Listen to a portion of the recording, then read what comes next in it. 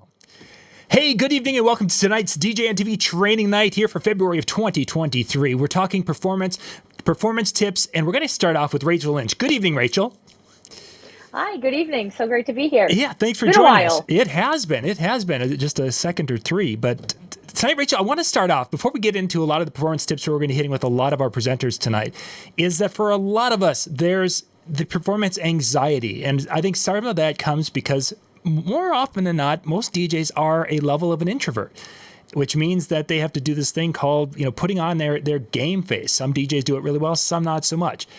You are one of the people that your persona across everything I've seen is that you're that upbeat, bubbly, and you're always there and always in the moment. But for people who have not met you off camera, that's not you all the time. So that can be a struggle for you to do that. Can we talk about that a little bit? Yeah, absolutely. So I actually had the privilege of sharing an article with Disc Jockey News back in August of I think it was 2022, Yeah. talking about performance anxiety. And a lot of people kind of came out of the woodwork and said, Rach, I had no idea you would consider yourself an introvert just because you're everywhere, your face is always in a camera, you're moving and shaking all the time, and just there's nothing to indicate that you get stressed out by, doing live performances or being on the microphone or going live or anything. So a lot of people appreciated the fact that I kind of called, attention to it, Right. or at least had some self-reflection, because a lot of people may say, I didn't even realize, but I do feel that way, And I think just as DJs, you're just assumed to be like this natural born leader, this life of the party, who on earth would get into a public position if you have a fear of public speaking, right? Mm-hmm. Like it just doesn't make any sense. Right. And that's what I was really kind of wondering, because now you have, of course, the DJ things and what you do in a DJ industry, and you also work in the, we'll call it the corporate world, doing some training in different things. Now, are those two different personas of Rachel Lynch, from DJ to the other job? So truthfully, my day job helped me become a better DJ and kind of vice versa. So I was kind of thrown into the trainer role and I was kind of thrown into the DJ role, but putting myself, getting comfortable with being uncomfortable, that's kind of the phrase here, Yeah. by forcing myself to be in smaller public speaking scenarios. It's given me the courage to step in front of now crowds of 200, 300, 400. I think the biggest crowd I ever DJ'd for was either the Gloria Gaynor concert or the George Clinton concert, where there's like literally 10,000 people there. Sure. So I've done intimate classrooms with 8 people in there, all the way up to, thousands of people. But having these small opportunities to just kind of chip away at it and figure out my flow and some little tips that just kind of get me centered in the moment have helped tremendously. So I'm going to say both my DJing and teaching job have made me a much better MC, much more confident performer, and kind of faced me to face the things that terrified me with being a DJ. So you mentioned a lot of little pieces that would help you to overcome or to be able to deal with that anxiety.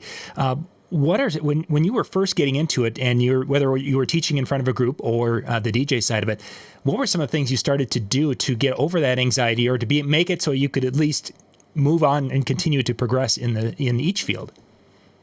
Sure. So the first thing I want to clarify is there's a difference between butterflies and actual performance anxiety. I think to some point we all get butterflies, right? That excitement, that kind of hyper sense of passion right before you're about to go on or, turn on the mic, like that keeps us fresh and sharp and on our toes. There's nothing wrong with that. I'm talking about anxiety that literally keeps you from pursuing opportunity, turning gigs down, physically getting ill. Mm-hmm. There's a difference between butterflies and actual performance anxiety. So I'm talking about, purposely saying no to events and kind of almost self-sabotaging yourself because you're too afraid to step into the moment, Yeah. right?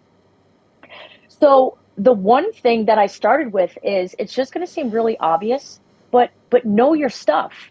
If you know what you're talking about and you've practiced it and you've put in 110% into whatever it is you're about to do, whether that's programming your set, nailing your wedding introductions, pronouncing the names right, or in my case, teaching a course on CPR or whatever it is. Like, if you know your stuff, that quells the anxiety so much because you know you've properly prepared. So if you're one of those people that has a lot of anxiety, give yourself ample time to get ready for that moment. Don't add extra stress by trying to do like that last minute study cram. Like I was never one of those people. I had to set a good chunk of time aside to make sure I was ready to do what I was being asked to do. Sure. Yeah. So that's like tip number one. And I think make sure you're prepared. That prepared, I think, is something that people will be like, oh, they'll define that prepared. And I'm glad you pointed out the last minute study person. They'll be like, oh yeah, I practiced all the way to the event. No. To be really truly prepared, it has to be, as you said. So thank you for pointing that out, because sometimes even my kids are like, oh yeah, I studied for the test when? 5 minutes before I got there. Yeah. On the bus on the way to school. Exactly. Yeah, I was never one of those. So I'm not learning the people's names in the car on the way to the wedding. Nice. I spent that whole entire week, going over the fine details, Mm-hmm. And there's apps, there's technology, there's things in place to help keep you organized, focused. Like one of the tips I have is when I meet with my clients, I actually have them record their name or their wedding party names on my phone. So I could go back home, hear them pronounce it. So I know when I go to practice it, I got it nailed. And that gives me more confidence when it comes to wedding introduction time. I know I got this, so. Great tip. Good tip. So how else is, as you've evolved, I mean, obviously you've got the different tips, but how else have you been able to really be able to squash, I don't want to say that, that's probably, but to be able to contain and deal with that? Because again, you've got a consistent level of enthusiasm that comes through in the camera. So you've progressed a long way from that point of maybe having that anxiety. So another tip is by recording myself over the years, I've been able to kind of go and look back, and I could pick up on my nervous tics, if I have just kind of like a frown face on, if I look nervous, if I'm fidgeting, if I'm using a lot of filler words. I think recording not only your sets, but even if you don't plan on vlogging, I think every DJ should be recording at least some of their grand entrances, because you're so caught up in the moment, you almost don't even know what you said. Sure. You're going through this script or this thing in your head that, how like when you drive a car from work to home and you're like, kind of like, how'd I get here? But you did, and you made it in one piece. Like it's the same kind of effect. Like you do what you do, but you're not consciously thinking of it. Yeah. So to have a recording and then to go back and be like, you know what? I didn't speak loud enough. I was speaking too quickly. I definitely used filler words here. I was kind of flailing my arms around. Like you need to have that honest feedback with yourself. And I know it's uncomfortable to kind of look inward and look at the mirror. People hate the way they sound on camera and stuff, but you just kind of have to suck it up and just be willing to kind of do some self-analysis, or have a friend, a colleague look at it, say, hey, listen, would you mind looking over my, grand entrances for last weekend? Do you have any tips or tricks? There's a ton of Facebook groups. There's your community. There's so many resources of kind, talented people who could kind of help, polish that up for you. So. And I think the idea of it's easy to look at those early things that we've done, whether it's the introductions or those early videos, and just beat ourselves up. And instead of looking at it as this is a progression and I have to start somewhere. Because otherwise, if a person's looking at this and expecting perfection the first time, it doesn't happen. It takes time, and it takes, you pointed out numerous little points that we all have these little quirks, and then you have to work your way through those and get better and better each time. So great idea. Make it conscientious. You're pulling it to the front brain, Yep. These are things you think about and you work on a little bit each time. What do you have for next? Another thing that I do, and this might not work for everybody, but we've all heard the, picture them in their underwear, they're naked, or you have like these little things. Speaking now, to a room, personally, that is not me. And that, to me, that's like the worst advice in the world. Like, I know I don't do that, but I do have a thing where I try to remove the all eyes on me. And I explained this in the article that I wrote, that I try to reframe it like I'm speaking to an individual person, like a conversation. And I don't picture a room of 100. I just look at like one person at the table, or like one common set of eyes, and I'm speaking to that person, because I find conversations like what we're having now a lot more comfortable than being like, wow, I have 175 people listening to every single thing I'm doing right now, you know? And if eye contact makes you uncomfortable, you could just look at like the top of their forehead and it still looks like you're looking at them, but you're not like actually making pupil to pupil contact. Or you could just stare at the back of the room. Like, this is something you kind of have to massage, right? There's no like blueprint to this.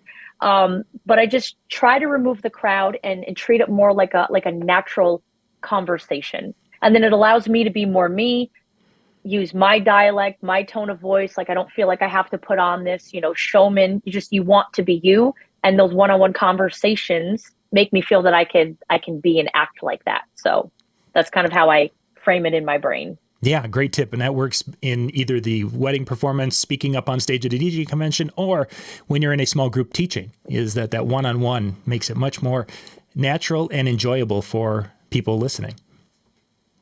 Good tip. We got a few more minutes. What do you have next for us? Gosh, I don't know. Those are kind of the big ones. So excellent. Actually, then know your stuff. Remove the crowd if you have to. Be willing to get uncomfortable. Like, just there.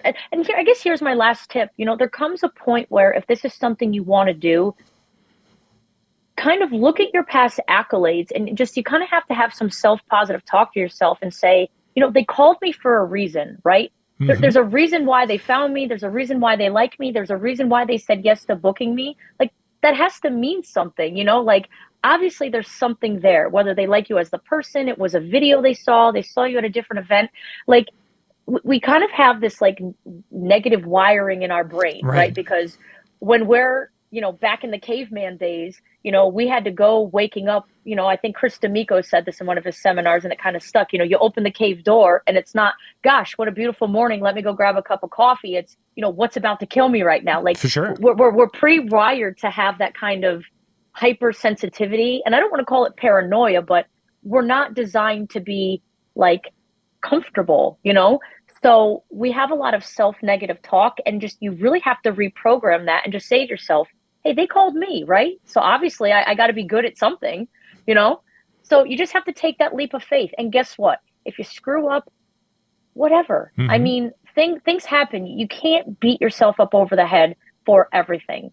There's a way to handle errors with candor and grace. And I think doing that goes a long way, So we've all made mistakes, including myself. Oh, yep, definitely. That's part of living, part of life, is to make those mistakes. Yes. When you have gone back and you've watched some of your videos from the past, whether it was a performance, DJ performance, or even some of the videos that you've done throughout the industry. And if you guys don't know Rachel, go out, find her out on social media, Facebook, Rachel Lynch on Facebook. She also has that article link there on her Facebook page. You can check that out. But when you go back and look at things, how much is it of a struggle for you to go and look at those and not just beat yourself up as that negative talk you were talking about? And how do you look at something like that and not become your worst critic? So it's funny you say this because, a long time ago, I was thinking about deleting like my older videos that just don't show my best work or my best self. And I kind of had this little internal, battle with myself and dialogue. And I said, you know what, though? I'm not being authentic to myself if I'm removing the journey that I took. And I think the people who like the content and the clients who really value me as a person, I think they would appreciate seeing that journey, so they know why they're paying and getting what they're getting now versus what it was, 10 years ago when I started. And when I have a tough day in kind of that self-negative talk, man, this is where reviews come in clutch. If I have a gig that I don't think that I nailed, I'll go to my Google reviews or Facebook reviews and I'll read, what I done right.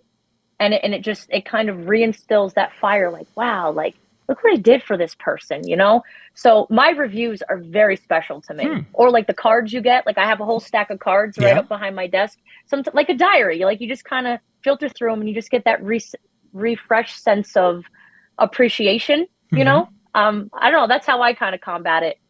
Yeah, no, that's a great idea. I've never thought about going it from that way. My version is, and it's ironic, I was actually looking at some of the old videos and thought about that exact same thing today about, gosh, I should just take these down. That was so painful and bad.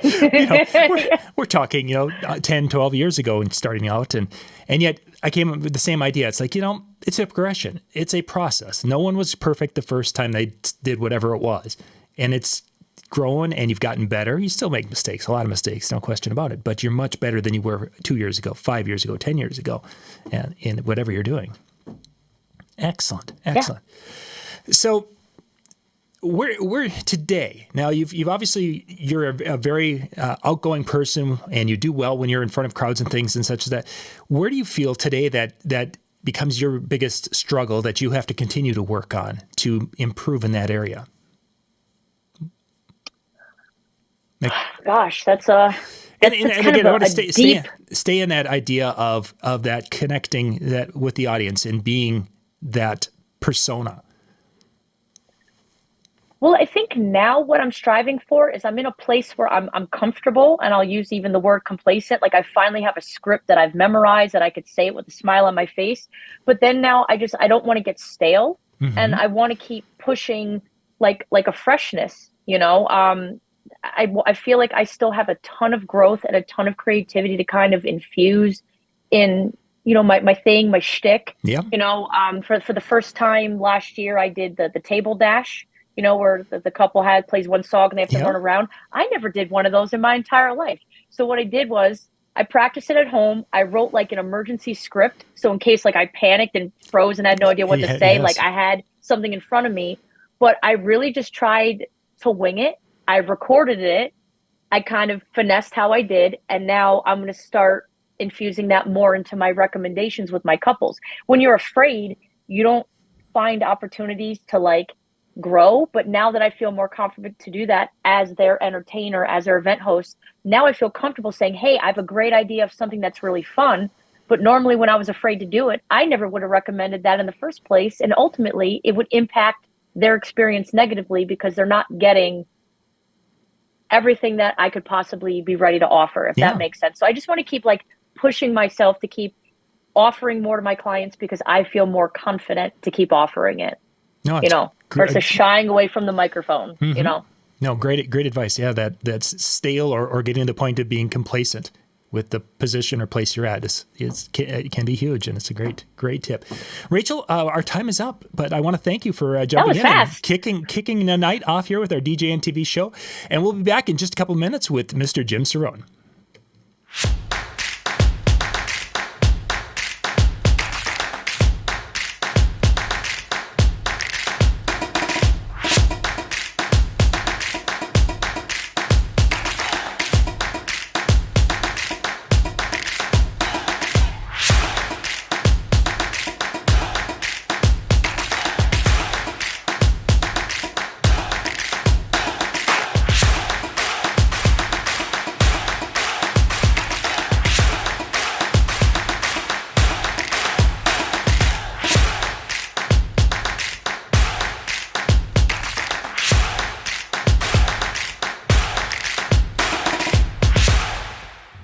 This DJNTV show is sponsored by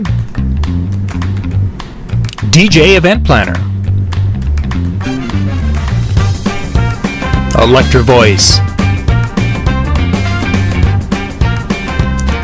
DJ Trivia and DJ Bingo, ProX Direct, Odyssey Cases,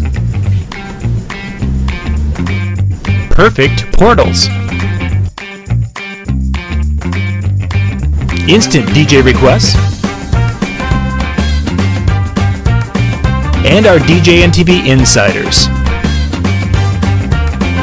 This is John Young from DJNTV. Thanks for watching.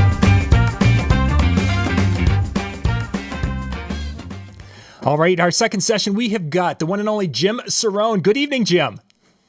Hi, John. How are you? I'm doing well. Thanks for joining us tonight. So we're talking performance, and you have come to the mobile DJ world from the radio world. And there were things in that world that probably kind of inspired you as you moved into the mobile DJ world. And one of those things I think might be your work behind a microphone. I didn't realize how much radio had impacted how I emceed until I took a Mark Farrell workshop and I began to kind of see the correlation and how many things I really took from my radio background. And the number one most important thing I would encourage any DJ MC to do is to air check themselves. And I can tell you what that is. Yes, please. So an air check is when your boss would take you into a closed room and play back your show. And it was excruciating. I mean, the flop sweat would immediately start as your program director would rewind one of your breaks and go back and go, so what did you think of that break? How did you do? Oh, boy. Being inexperienced, you didn't know what the program director was pointing you to, but recording yourself and getting comfortable with hearing your own voice back and also watching your performance, if you can video check yourself, is the key to improving as an MC. Mm-hmm. So as you're talking about that now, are you're recording practice sessions, or are you talking about recording just those live opportunities? You want to record your entire show, and in radio that meant you recorded your whole 4 hours, and then there was what was called a skimmer, which would just record your breaks. But for DJ applications, you want to record your entire show anytime you're going to speak on the mic. And the trick is to record enough that you forget you're recording. Because if you only record one wedding out of 50 you're doing that year, you're performing for the camera.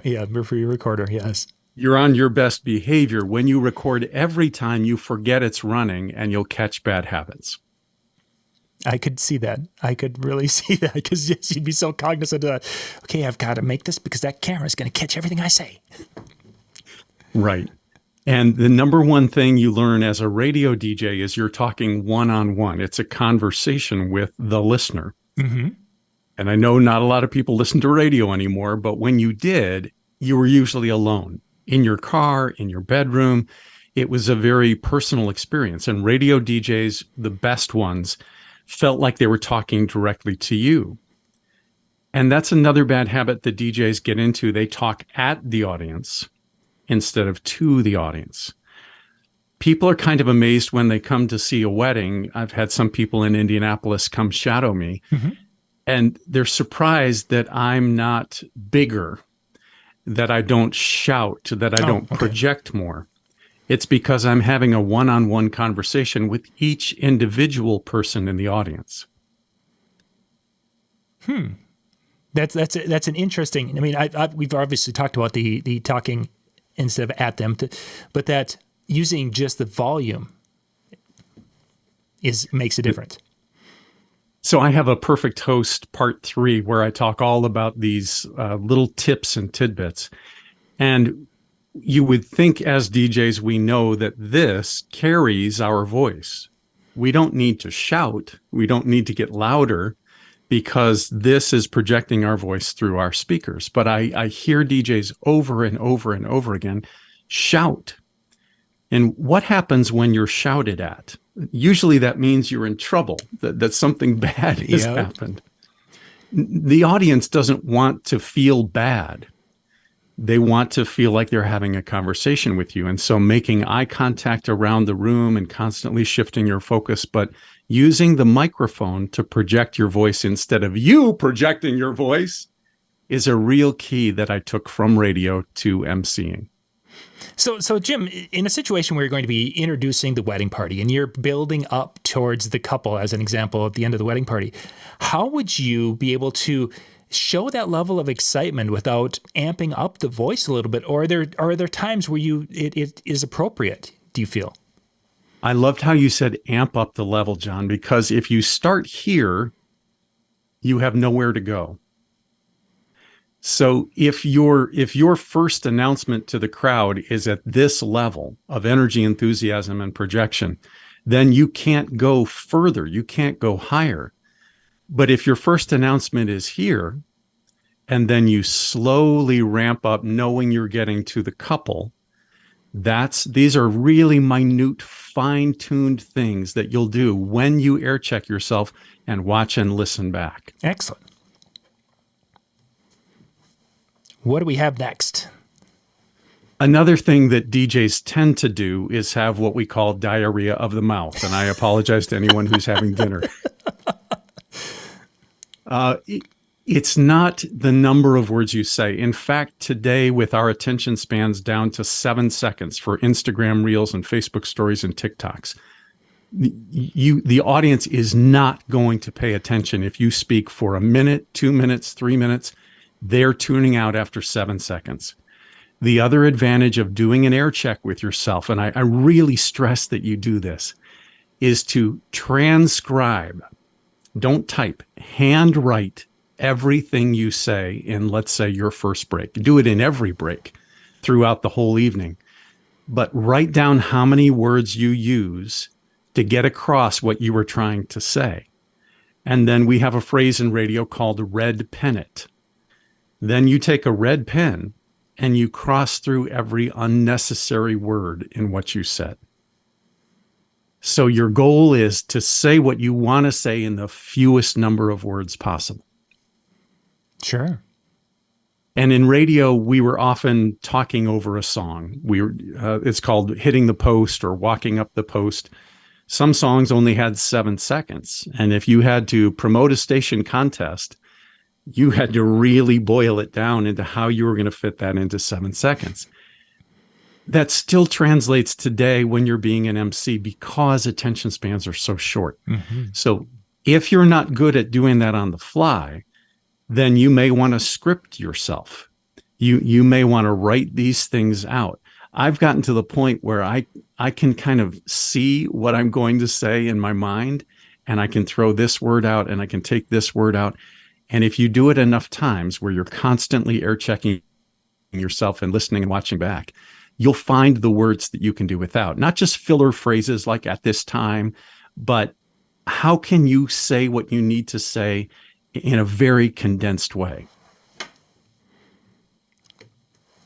That reminds me of a question, Jim. I don't know if you want to take it now or Of course, sure.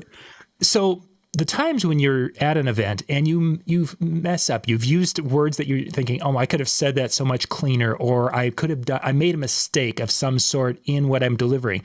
We, as we've talked about, it can be our worst critics. And when you've done something like that and you know that it wasn't what you wanted, how do you put that behind you and continue on and finish without letting that be that little thing that just is a nuisance for you in the back of your mind the rest of the night? So John, in radio, what we would do is you always wore your headphones when you're doing a break in radio. And when you finished a bad break, you would often throw your headphones. We went through a lot of headphones that way. Because you can't take that back. When you're on the radio, it's out in the air and you don't get a second chance. By doing this often enough, those mistakes will be fewer and far between. You'll become more confident, and it's a series. It's like taking a series of workshops, except this time you're working on yourself. And if you have a mentor, if you have somebody in your market that you can bounce things off of, or if you have somebody even outside your state that you can do Zoom calls with, anybody who can give you valuable input, but it's a process. And so your mistakes will be much fewer if you take the time to go ahead and do this. If you make a mistake, the best thing you can do is laugh it off, be self-deprecating, so kind of make fun of yourself. And here's a really key thing. Most people in the audience won't be paying attention closely enough to even know you flubbed. So just keep going. And that was actually someone, and I don't think it was in one of your presentations where they had talked about that sometimes the people will be like, did I hear that right? No, he said the right name. And that's the end of it. They won't even pay attention. And names is another great thing to bring up. Obviously, the names of the couple are super important. And people talk about my memory, and it seems like it's infallible. I promise you it's not. I have the couple's names on an iPad in front of me where I have my scripts. I have it on a paper clipboard here. I have all of their playlists labeled with their names. So if you have that moment where you completely blank, I've got it in any number of places. And you try to do it so it's not outside your eye line, I think these things through to the nth degree, but I don't want people to see me looking down at a script. Right. So my iPad is right here where I can kind of peek down at it. Use names less, and you're going to laugh at that, but I don't think you need to say, what's the first thing people do when you hand a microphone to a best man or a maid of honor to give her speech? They're going to say their name, even though you've just said their name. Yes. So I think sometimes we overdo it. And I know Randy Bartlett would say, well, you should have gone over to them before their speech and crossed that line out. Yes, if there's time, that's beautiful. If it works. Yeah, but make it easier on yourself. I have a cheat sheet for every wedding that I do that has the parents' names, the grandparents' names, everybody in the wedding party, the ushers, the flower girl, because there may be a perfect opportunity where the flower girl does something cute. And you can say, wasn't that neat what Ryland just did? Mm-hmm. If you have that info right there, you can take advantage of that. And it definitely sets you apart from a person who doesn't know that and would be like, oh, look at what the flower girl just did. But when you mention by name, you get that feeling as a guest that this DJ is here and part of this family and this event much more. The best compliment you can get is somebody who walks up and says, so how do you know them? How long have you known their family? Yeah, that is a great one. I enjoyed that one. John, anytime we speak, anything we share should go through what I call the who cares filter. If what you're about to say does not impact the majority of the people in the room, don't say it. People ask me this about, somebody's car in the garage has their lights on, and it's your fault if you don't make that announcement. I'm sorry, I'm not going to interrupt 250 people in Union Station Grand Hall, make them all stop what they're doing and put down their forks for me to announce the license plate of one person. Does the audience care? How many people does it affect? And decide all that in your head and put it through your who cares filter before you say it. Make a who cares test. So what other things wouldn't pass that announcement? Because that's a big thing that a lot of DJs struggle with, because we get told to make this announcement, that announcement. How do you draw the line, or some that you may do and some that you may not do, as far as, because there's sometimes they get kind of grumpy if you don't make those announcements. Right. In college, I was a communication major, and we studied group dynamics. And the most fascinating thing to me in a group dynamic of a wedding is everybody's anxiety levels are very high, and that includes the other professionals that you're working with. And without thinking, they'll come up to you because we're the people with the microphone, we're the MC. The photographer says, we need Uncle Jack. We've got to get this family photo taken. I know who Uncle Jack is because I did all of my preparation work. It's much faster and easier for me to go get Uncle Jack than to make that announcement 3 times. And guess what? It turns out Uncle Jack is in the lobby, which is way back there. Mm-hmm. So he wouldn't have heard the announcement. Yeah. So doing as much homework as you can, asking the who cares test, and then taking action yourself. That's another group dynamic thing, where if you have 5 people all saying it looks like rain, well, one of you has to say, we better move the ceremony inside. Mm-hmm. Yeah, that would be a good, yeah, otherwise we're going to get really wet. John, something else that I do is think of headlines. If we really want to get people's attention, we have to pare things down. And if you watch, I know nobody reads newspapers anymore, but we all certainly click on stuff in our feeds. What's the headline that grabbed your attention that made you want to go click on that link? You have to do that with your announcements. Make your announcements into compelling headlines. Boil them down to the fewest number of possible with the red pen test, and then make it compelling enough that people will pay attention.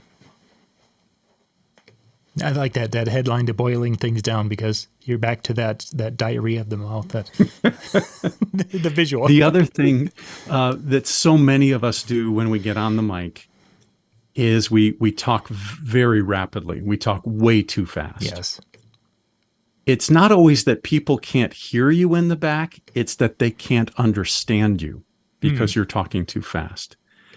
And sometimes we talk too fast because we have too much to say. We haven't taken a red pen to our announcement and pared it down. But one of the best things you can do as an announcer, and it's bizarre to think of, but as MCs, we have to be listening while we're talking. And that's a difficult concept for people to get. Mm-hmm. But when you're listening back to the crowd, while you're speaking, you can hear they're either not quieting down or they're not feeling you. You're not getting a lot of eye contact. If the room is too echoey, and this is something you can try to do in your sound check in advance, but until the room fills up with people, you can't really get an accurate description of how it's going to sound. Right. If you slow down, if you feel like the room is really big, like this example of Indianapolis Union Station, then slow down. Pausing and silence are actually good things as an MC. You use them to your advantage to really draw people in. Good advice. Yes, for the larger spaces, that definitely is a huge help in that situation. And when you said amping up the energy level, the other thing that DJs tend to do is as they get excited, their voice goes higher and higher, and suddenly you're really up in your nasal region when you're making that final announcement for the couple. Mm-hmm. If you will do an air check of yourself, which is what all my bosses did, all my program directors made me sit down and listen to my air checks. When you're in your natural range of your voice, you use the microphone to make you louder, and you stay in that natural range. It's so easy for us when we're excited to go really high up into the upper reaches of our voice. And then two things happen. Your voice gets really constricted, and there's a chance your voice will crack. Yes. And nobody wants that. Yeah. Not as a over 18-year-old male. Jim, we've got about 2 minutes left here. So what do you have for us? I think that if you will command attention once, don't repeat announcements, wait until you have the audience's attention. You'll get the audience's attention if you value their time by not wasting it by talking too much about things that they don't care about. Use the microphone to make your voice loud. Keep your voice in your lower range. Slow down just a little bit and do air checks on yourself all the time. You will really improve as an MC. Good advice and good tips for those who are getting into it. You mentioned, of course, that you have the Perfect Host series and such. Are those out somewhere where a person, if someone wanted to see those, or how? I don't remember if you had those out there available online.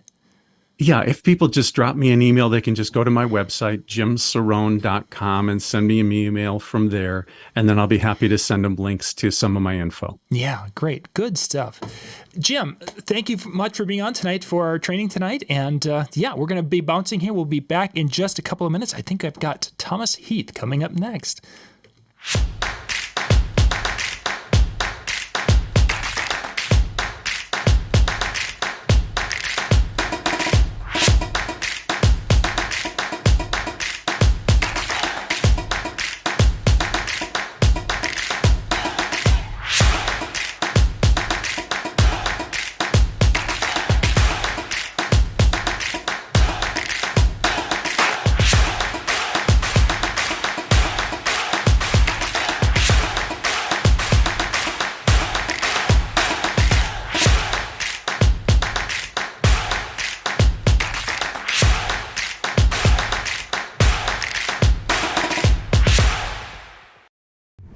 This DJNTV show is sponsored by DJ Event Planner, Electra Voice, DJ Trivia and DJ Bingo, ProX Direct, Odyssey Cases, Perfect Portals, Instant DJ Requests, and our DJNTV Insiders. This is John Young from DJNTV. Thanks for watching.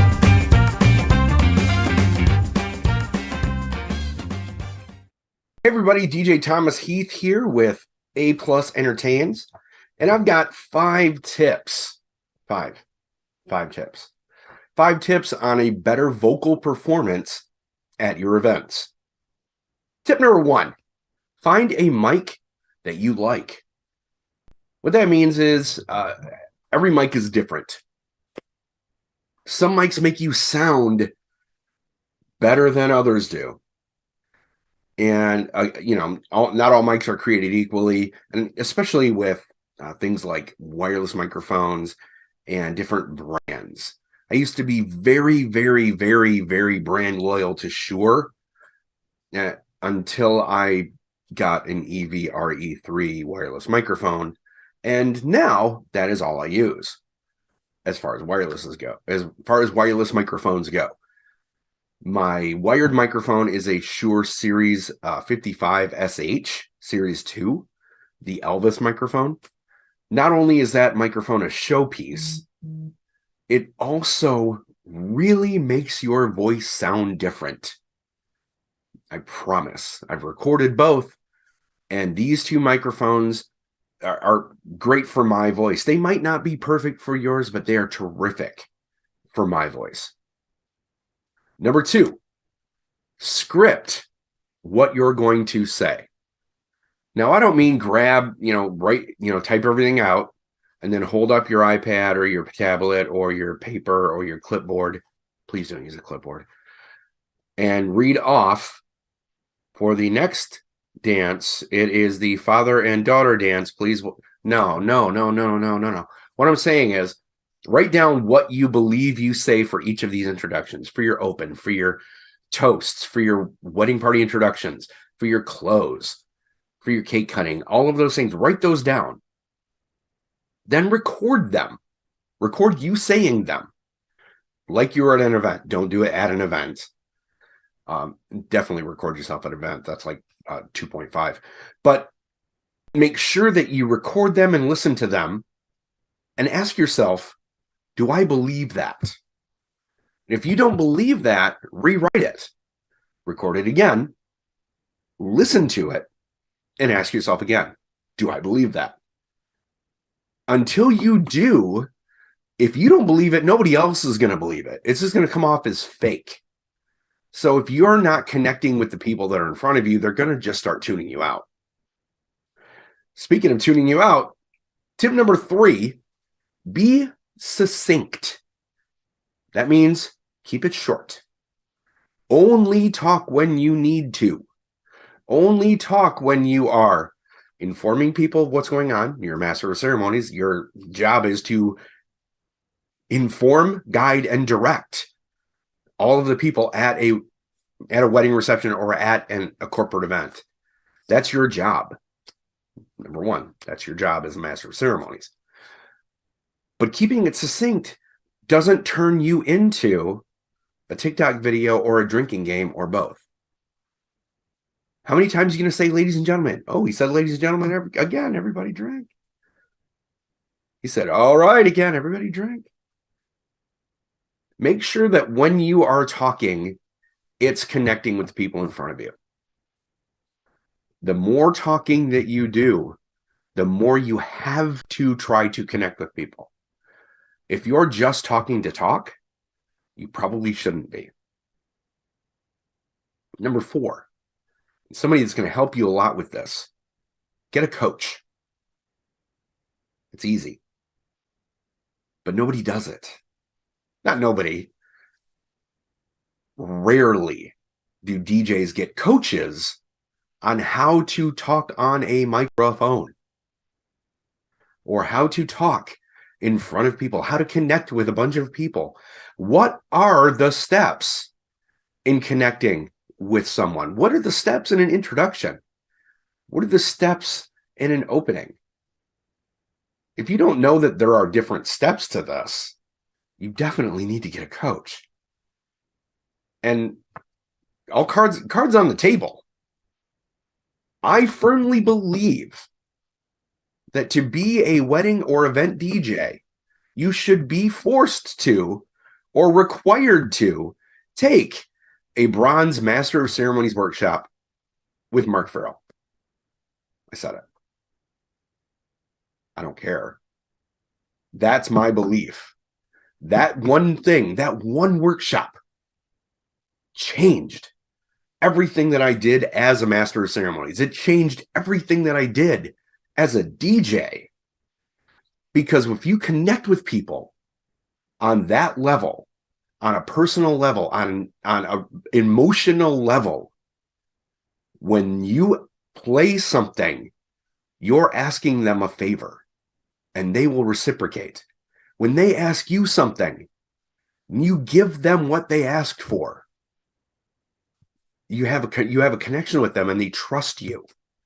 If you open the microphone and the first thing that you say is not connecting with them and telling them who you are, why you're there, why they're there, and that you're excited as hell to be there without yelling, they're not going to believe you. And they're just going to think, oh no, it's another DJ. Here we go. Here come the ladies and gentlemen. Here come the all rights. Get a coach. And if, $1,500, may seem like a lot of money. But trust and believe that it's well worth it. It's worth the time. It's worth the money. It's worth all of it. There are other coaches out there too. Reach out to me and I'll get you a list of those people. And number 5, I said it was quick. And here's the secret sauce. If you want to have an amazing vocal performance at your events, stay hydrated. Yep. Drink water or Gatorade. I do both. But I drink these things the day before. I actually drink more than that, but drinking stuff that day it might cover it up a little bit, but your vocal cords need water. That is their lifeblood. That is the oil to their engine. That is what keeps everything moving and keeps it flexible. And you know what it's like if you haven't done a wedding in a while. And you get on the microphone, that first wedding, man, at the end of the night, your voice is wrecked. It's not wrecked. It's dry. And it's dry because you didn't hydrate. And you didn't hydrate enough days before your event. So stay hydrated. Drink water. Hey, drink water every day. It's good for you. But especially if you're going to be having a wedding or an event, make sure that you hydrate at least, start drinking a little more water 2 days prior, a little more water than that the day before. That day, try to cut down on the amount of coffee you have. Caffeine's not great for your vocal cords either. Bummer. I know. That means no coffee, no Coke, none of that stuff. No Monster Energies, none of that. It's bad for your voice. It's just bad for your voice. It also creates mouth noises, and you'll hear that kind of stuff on the microphone too. So my 5 tips. Number 1, find a mic that makes you sound amazing. They're not all created equal. Number 2, script what you're going to say and rewrite those scripts until you believe it. If it sounds rote, it is. If it sounds fake, it is. Number 3, be succinct. Keep it short. Every time you open the microphone, it should be meaningful. And it should be because you have something that the guests need to know or probably want to know. Number 4, get a coach. If you or your team are looking for a coach, reach out to me, info at A+ Entertains, or hit me up on Facebook, and I can get you in touch with people, including myself. Number 5, stay hydrated. Drink your water when you're supposed to, because you know you're supposed to, and it helps your voice immensely. My name is DJ Thomas Heath. Thank you all so much. John, back to you.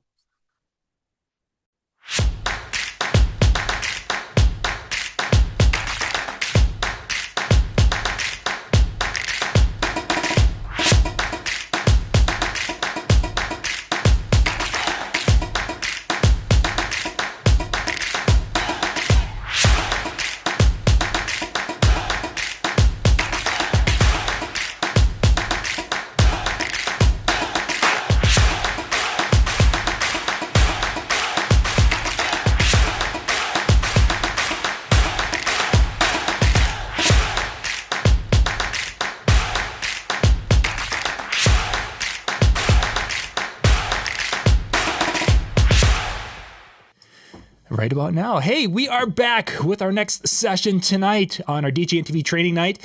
Up next, we've got Stephanie Rivkin. Stephanie, good evening. Good evening. Hi, everybody. Thanks for being with us tonight. So, thanks for the invitation. So you've got we're gonna hit a few different areas tonight and kind of give a little bit of some performance tips on things that really have worked for you in these different areas. And let's kind of jump through these because we got a few minutes here together. Let's kind of start in like Jim Cerone. We just came out of talking MC, the MC world. What's your kind of thoughts and tips when you're dealing with the MC side of our performances?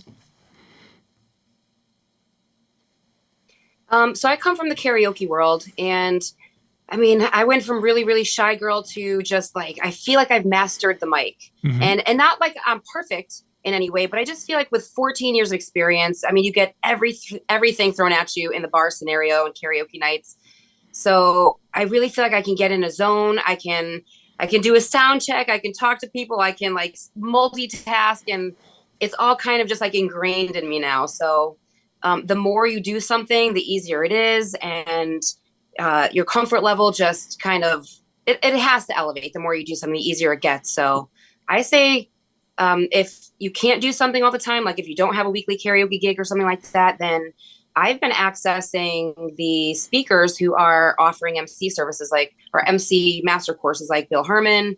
I've seen Rob Foray. I've seen Mike Walter speak. So their master classes have absolutely just helped my MC game, at least the stuff that I'm not really paying too much attention toward at karaoke for my wedding aspect. I'm getting really well-rounded education from just seeking out different teachers. I think the idea of the karaoke side of it, because when it first came out, we did a lot of that also. And that was such a great way to work on things, because you have to, at some point in time, you're going to need to get the attention of someone or everyone in a room. And if you can't learn how to grab that attention, you're not going to be a very successful karaoke host. Right. Sure. And then you get to talk to all kinds of people. So you have all the different scenarios. You're constantly, troubleshooting and multitasking. And, there's all kinds of scenarios where I'm glad it happened at a karaoke night as opposed to at a wedding where, you have a drunk guest say something that makes you maybe get a little bit out of character, not really respond the way you should, maybe professionally because it's karaoke night. But I feel like the more I'm in that scene, as much as sometimes, gets monotonous and sometimes it's a drag, there's other times it's a lot of fun and it's a great time to practice, working on your MC skills. Right. So I make the most of it every Sunday. Every time I go to karaoke, I try new things or I say things a little bit different. It gives me a chance to rework the way I'm talking to the audience. I heard Jim Cerone say, people talk too fast. And when I'm at karaoke, I swear to God, I think I'm like one of those auctioneers. Yep, it feels like that sometimes. It does, but I feel like it's kind of part of my shtick. Like I get it over with as soon as possible, then get everybody to the stage. And, sometimes I talk slow, sometimes I talk fast. Sometimes it's great to just get out there and work it out, figure out where you stand and how you want to do things. So having a conversation about this actual skill that we developed in the way we did it, we were in the field. We were out there doing shows and such and having that. And now some of the younger DJs don't have those same experiences to be able to attain to that. And my son was mentioning that he was seeing a lot of his friends who are trying to build microphone skills and build that sense of dialogue, that they're doing it with doing podcasts or video podcasts, whatever version of it, but having those conversations on Zoom and making it so it's an entertaining event for people to listen to, and yet having that microphone presence that you would use at a show. It's like, this is how they're doing it compared to how we did it. It's an interesting dichotomy. Well, honestly, I think one of the biggest things I've learned was I took a voiceover class, and that was one of the hardest things I've ever done. And I honestly went into that thinking, I've got this. Like, this can be one of the easiest things I've ever done. But when you have to sit there and you tear apart everything, like he was saying, you go back and you watch yourself and you change your script and all that. It's really interesting when you think you're emoting a certain way, you think you sound a certain way, and you're made to go back and listen to it. And it's like, okay, but bring it bigger, more, and you think, I already am. And when it comes to voiceover work, it's like people are only hearing you, they're not seeing you. So you're really exaggerating everything you're saying. And so that was really interesting for me to not be as good at it as I thought it would be. So I really suggest people try voice acting, get a coach. And also I've heard Bill Hermann say improv acting, because it is, yes, really being self-aware is how to get better. Very much and so. Those teachers, coaches are like the ones that are going to bring that next level out of you. You don't really I wouldn't get there on my own.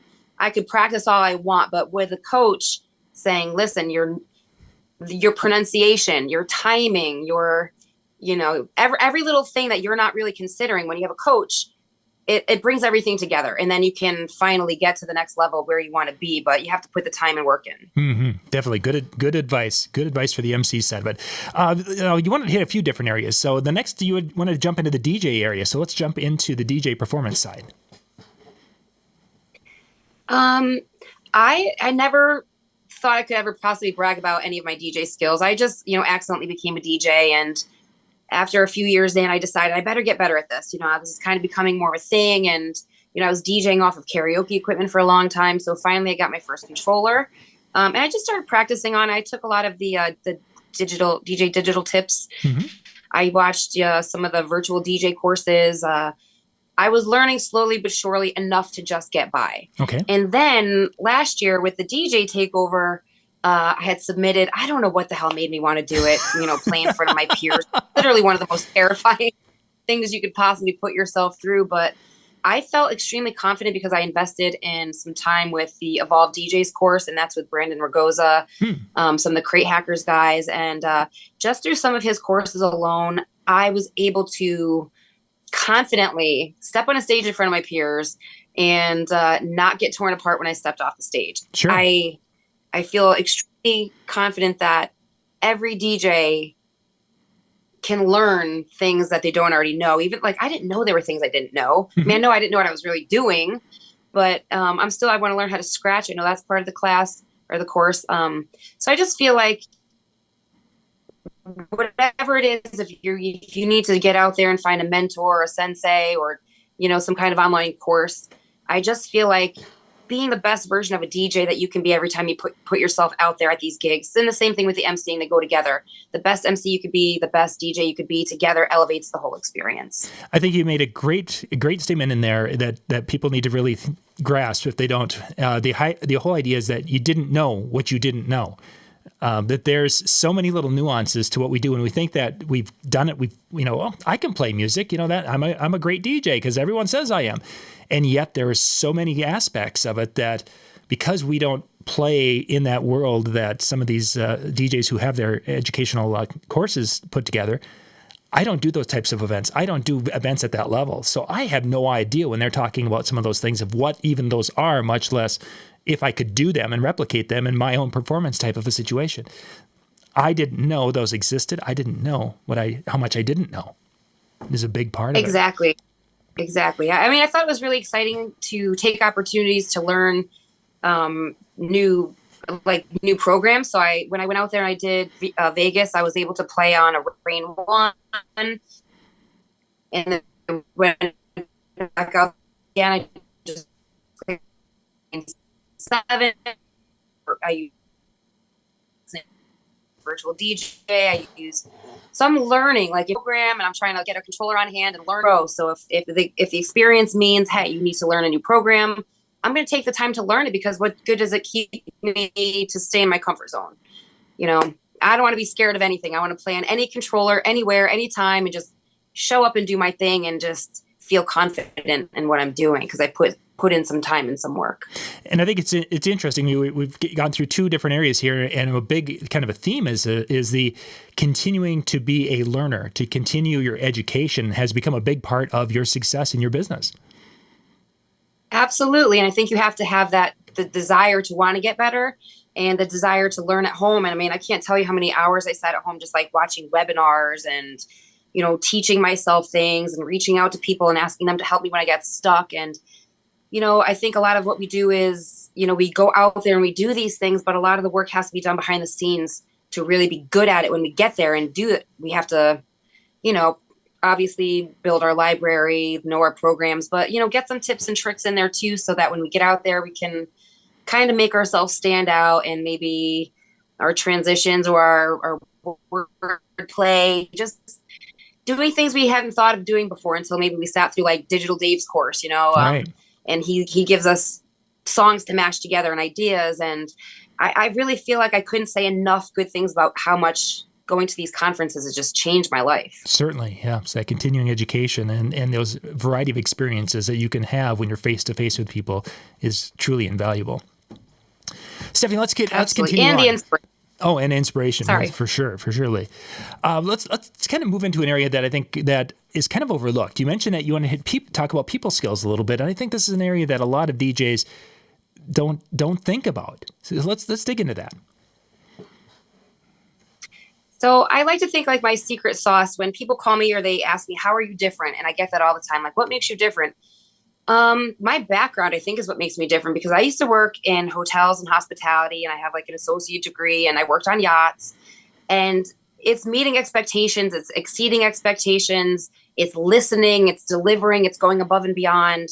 It's not just DJing. So when people approach you, if you want to keep them as your client, I think there's certain people skills you have to have in order to relate to your customers, to keep them, to bring them back.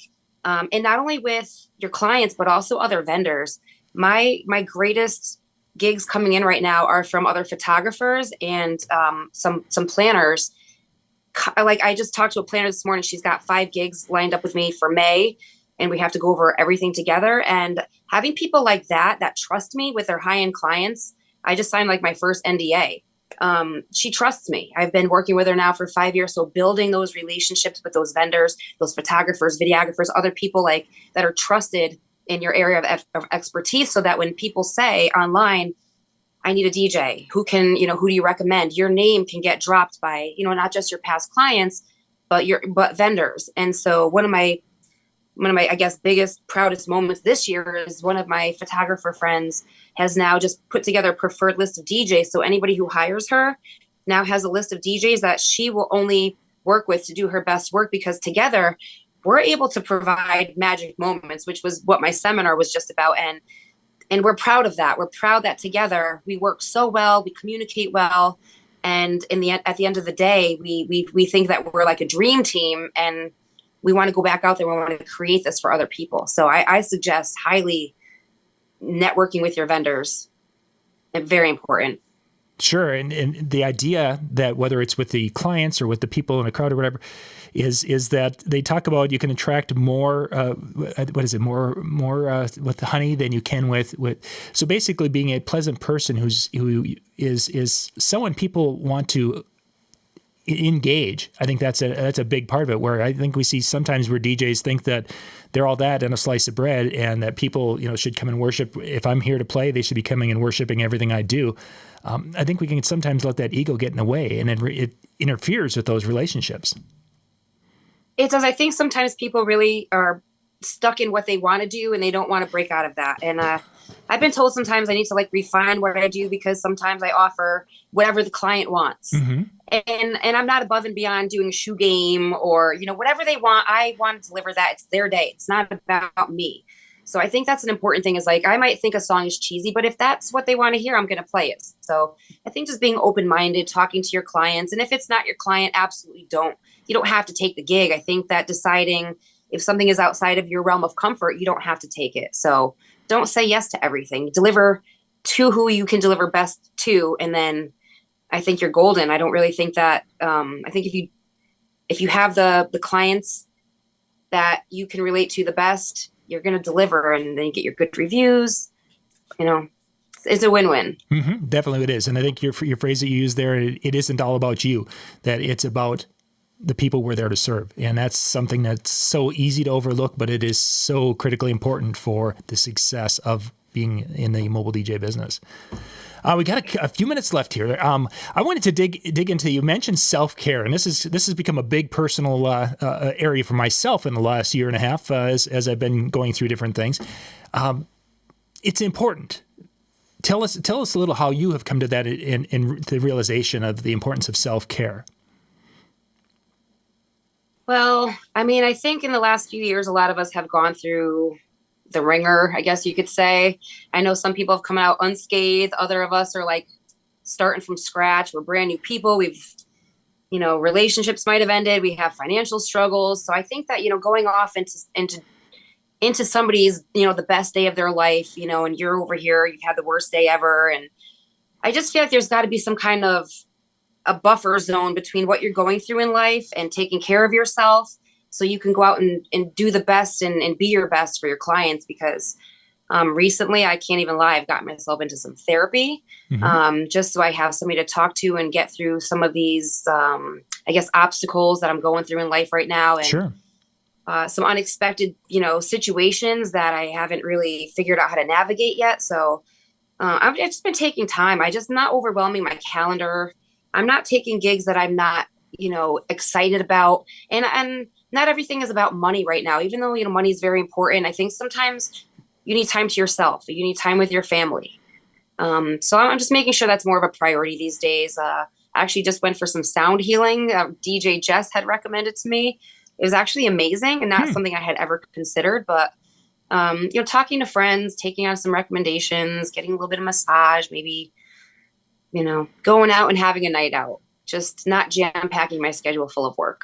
And I think that mental health side of things is so overlooked within the mobile DJ industry because, as a society, I think we overlook it because it was always this, oh my gosh, this is, there's something wrong with people. But yet most people, like all people, have a level of mental health struggle, whether it's with depression or some other form of mental health issues. We all have struggles. And it's one of those things that when we can talk about it and we can work at it, we can support each other, that makes it so much easier to face some of these demons that we're dealing with on a daily basis. Absolutely. And I feel like it's something that it's kind of taboo. We don't really talk about our personal lives. We keep everything happy and positive online. And honestly, I think sometimes behind the scenes, it's just a mess, and it's okay to admit that some things are a mess, but honestly, you don't get stuck in mess. I think as long as you're making progress, working your way out of it, that's important. It's just the same as working on, getting better as a DJ. It's constantly working on yourself, working on your own, whether it's demons or problems or whatever it is, it's constant growth. And I think it's okay to admit, not everything's perfect. We don't always have the perfect gigs and the perfect life. And I don't think it's okay to, I don't want to let it all out online or anything, but I think it's okay to say, look, I have some problems and I'm working on them. Right. So, and it's not always depression. It's just sometimes, we're going through some things in life and we could use a little bit of support. Sure, so right. I think it's okay to reach out and get that support. And even if it's just short term. And I know some people are taking medicine or they do this or they do that. And I think whatever works for you to get you out of the funk is what you need to do, because we've got a job to do. And it includes, being an awesome entertainer and personality, and we can't be, weighed down by all our stuff in life. So yeah, I think it's important to take care of ourselves. Yeah, for sure. Taking care of yourself, both physically and the mental side of it, I think is so critical for success. So we can be there, be present, and serving those people at those special events. That is that once in a lifetime celebration for many of the clients that we work for. Absolutely. Stephanie, our time is up. That went quick. Okay. Wow. It did. It went very quick. Stephanie, if somebody wants to reach out and say, hey, what's the best way for them to find out more information about you or to reach out and chat? I think Instagram probably is the easiest way. It's at DJ Stephanie Stardust. I'm also on Facebook at Royal Beats DJs. And if messaging, if you want to call me, you can call me. I'm kind of an open book sometimes, 860-836-0140. That sounds great. You guys can go check her out on Instagram. Stephanie, once again, thank you very much for being with us tonight. And we're going to be coming back with Chris Washburn in just a second.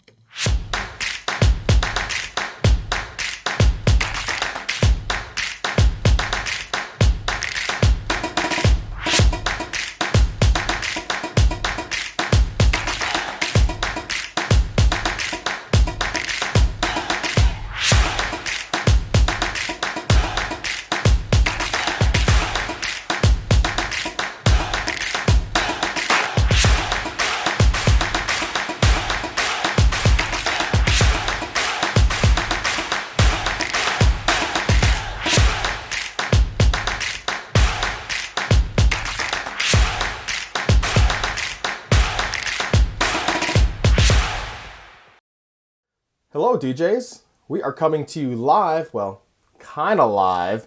I'm actually still in Las Vegas at the time of this recording, just a few days before you are watching it now, as I just got done, as many of you know, with the Mobile Entertainment Expo 2023 MEX. Hopefully some of you that didn't make the show were able to see content and posts from the DJs that were there. I think it was a very successful one, and I got to give a big shout out right now to DJNTV's own John Young, who was inducted into the MEX Hall of Fame. This year was the first year since it changed from Mobile Beat. They were doing a Hall of Fame inductee, and John was one of the well-deserving, honorable guests that made the first year. So congrats, John.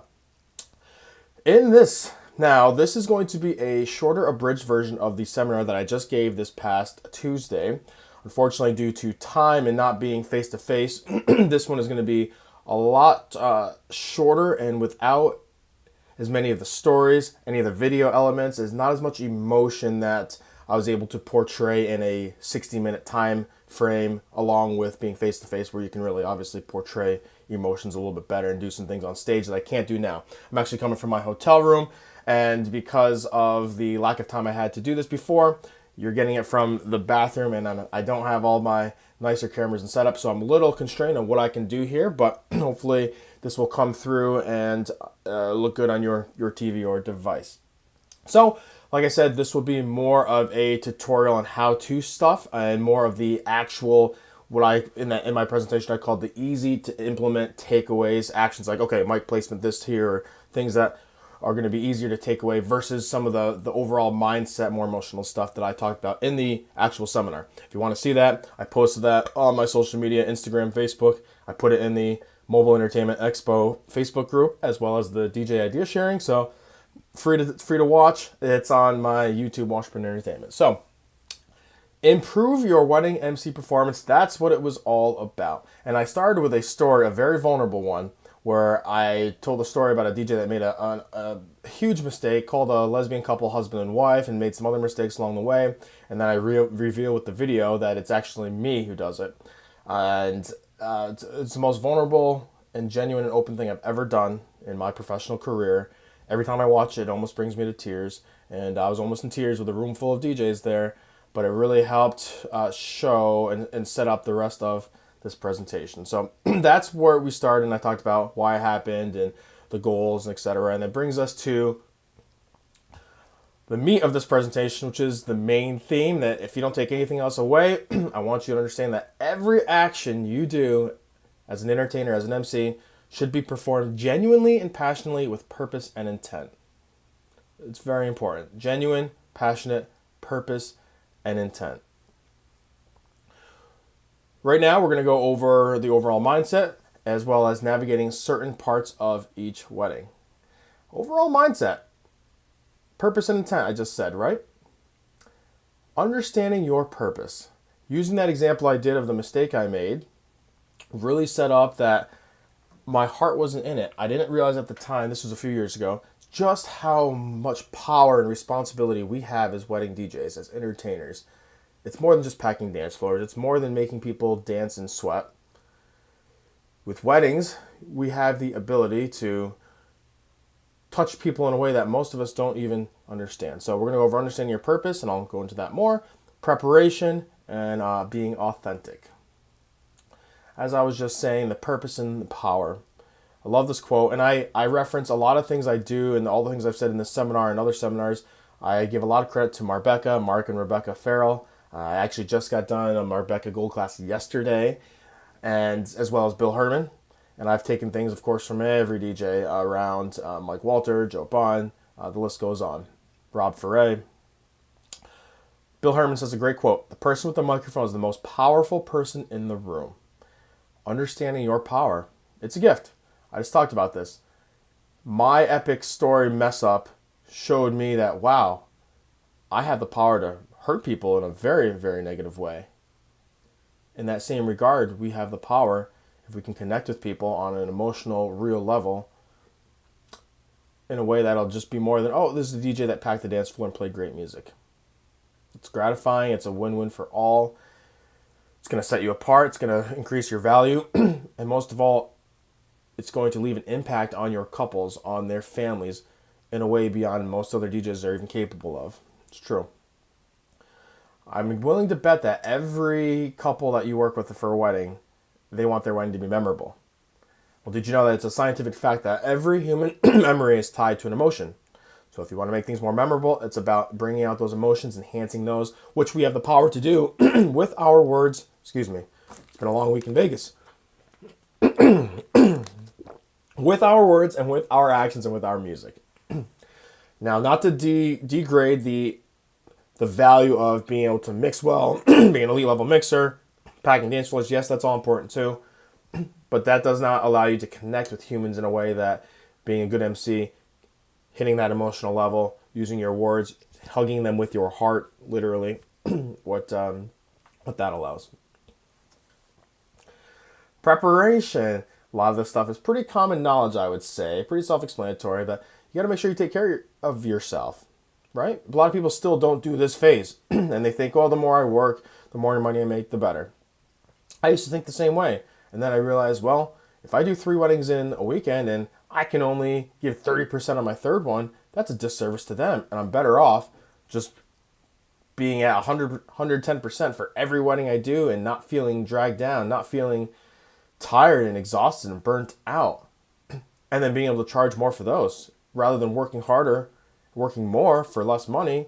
No, I want to work smarter, not harder, right? Work less, make more money, and just give a much bigger impact. Because if you're putting that product out and you're 100%, that's going to turn into more sustainability, more money, more value, more impact than you doing 3 of them at 30%, right? Mental and emotional strength, can't say enough about that. You have to really put yourself in the mindset and be prepared to understand. I think the first thing is understanding, again, your role, just how much responsibility you have, how much power you have. I took out the goal slide because it's earlier in this presentation, but my goals for this seminar were to, number one, inspire.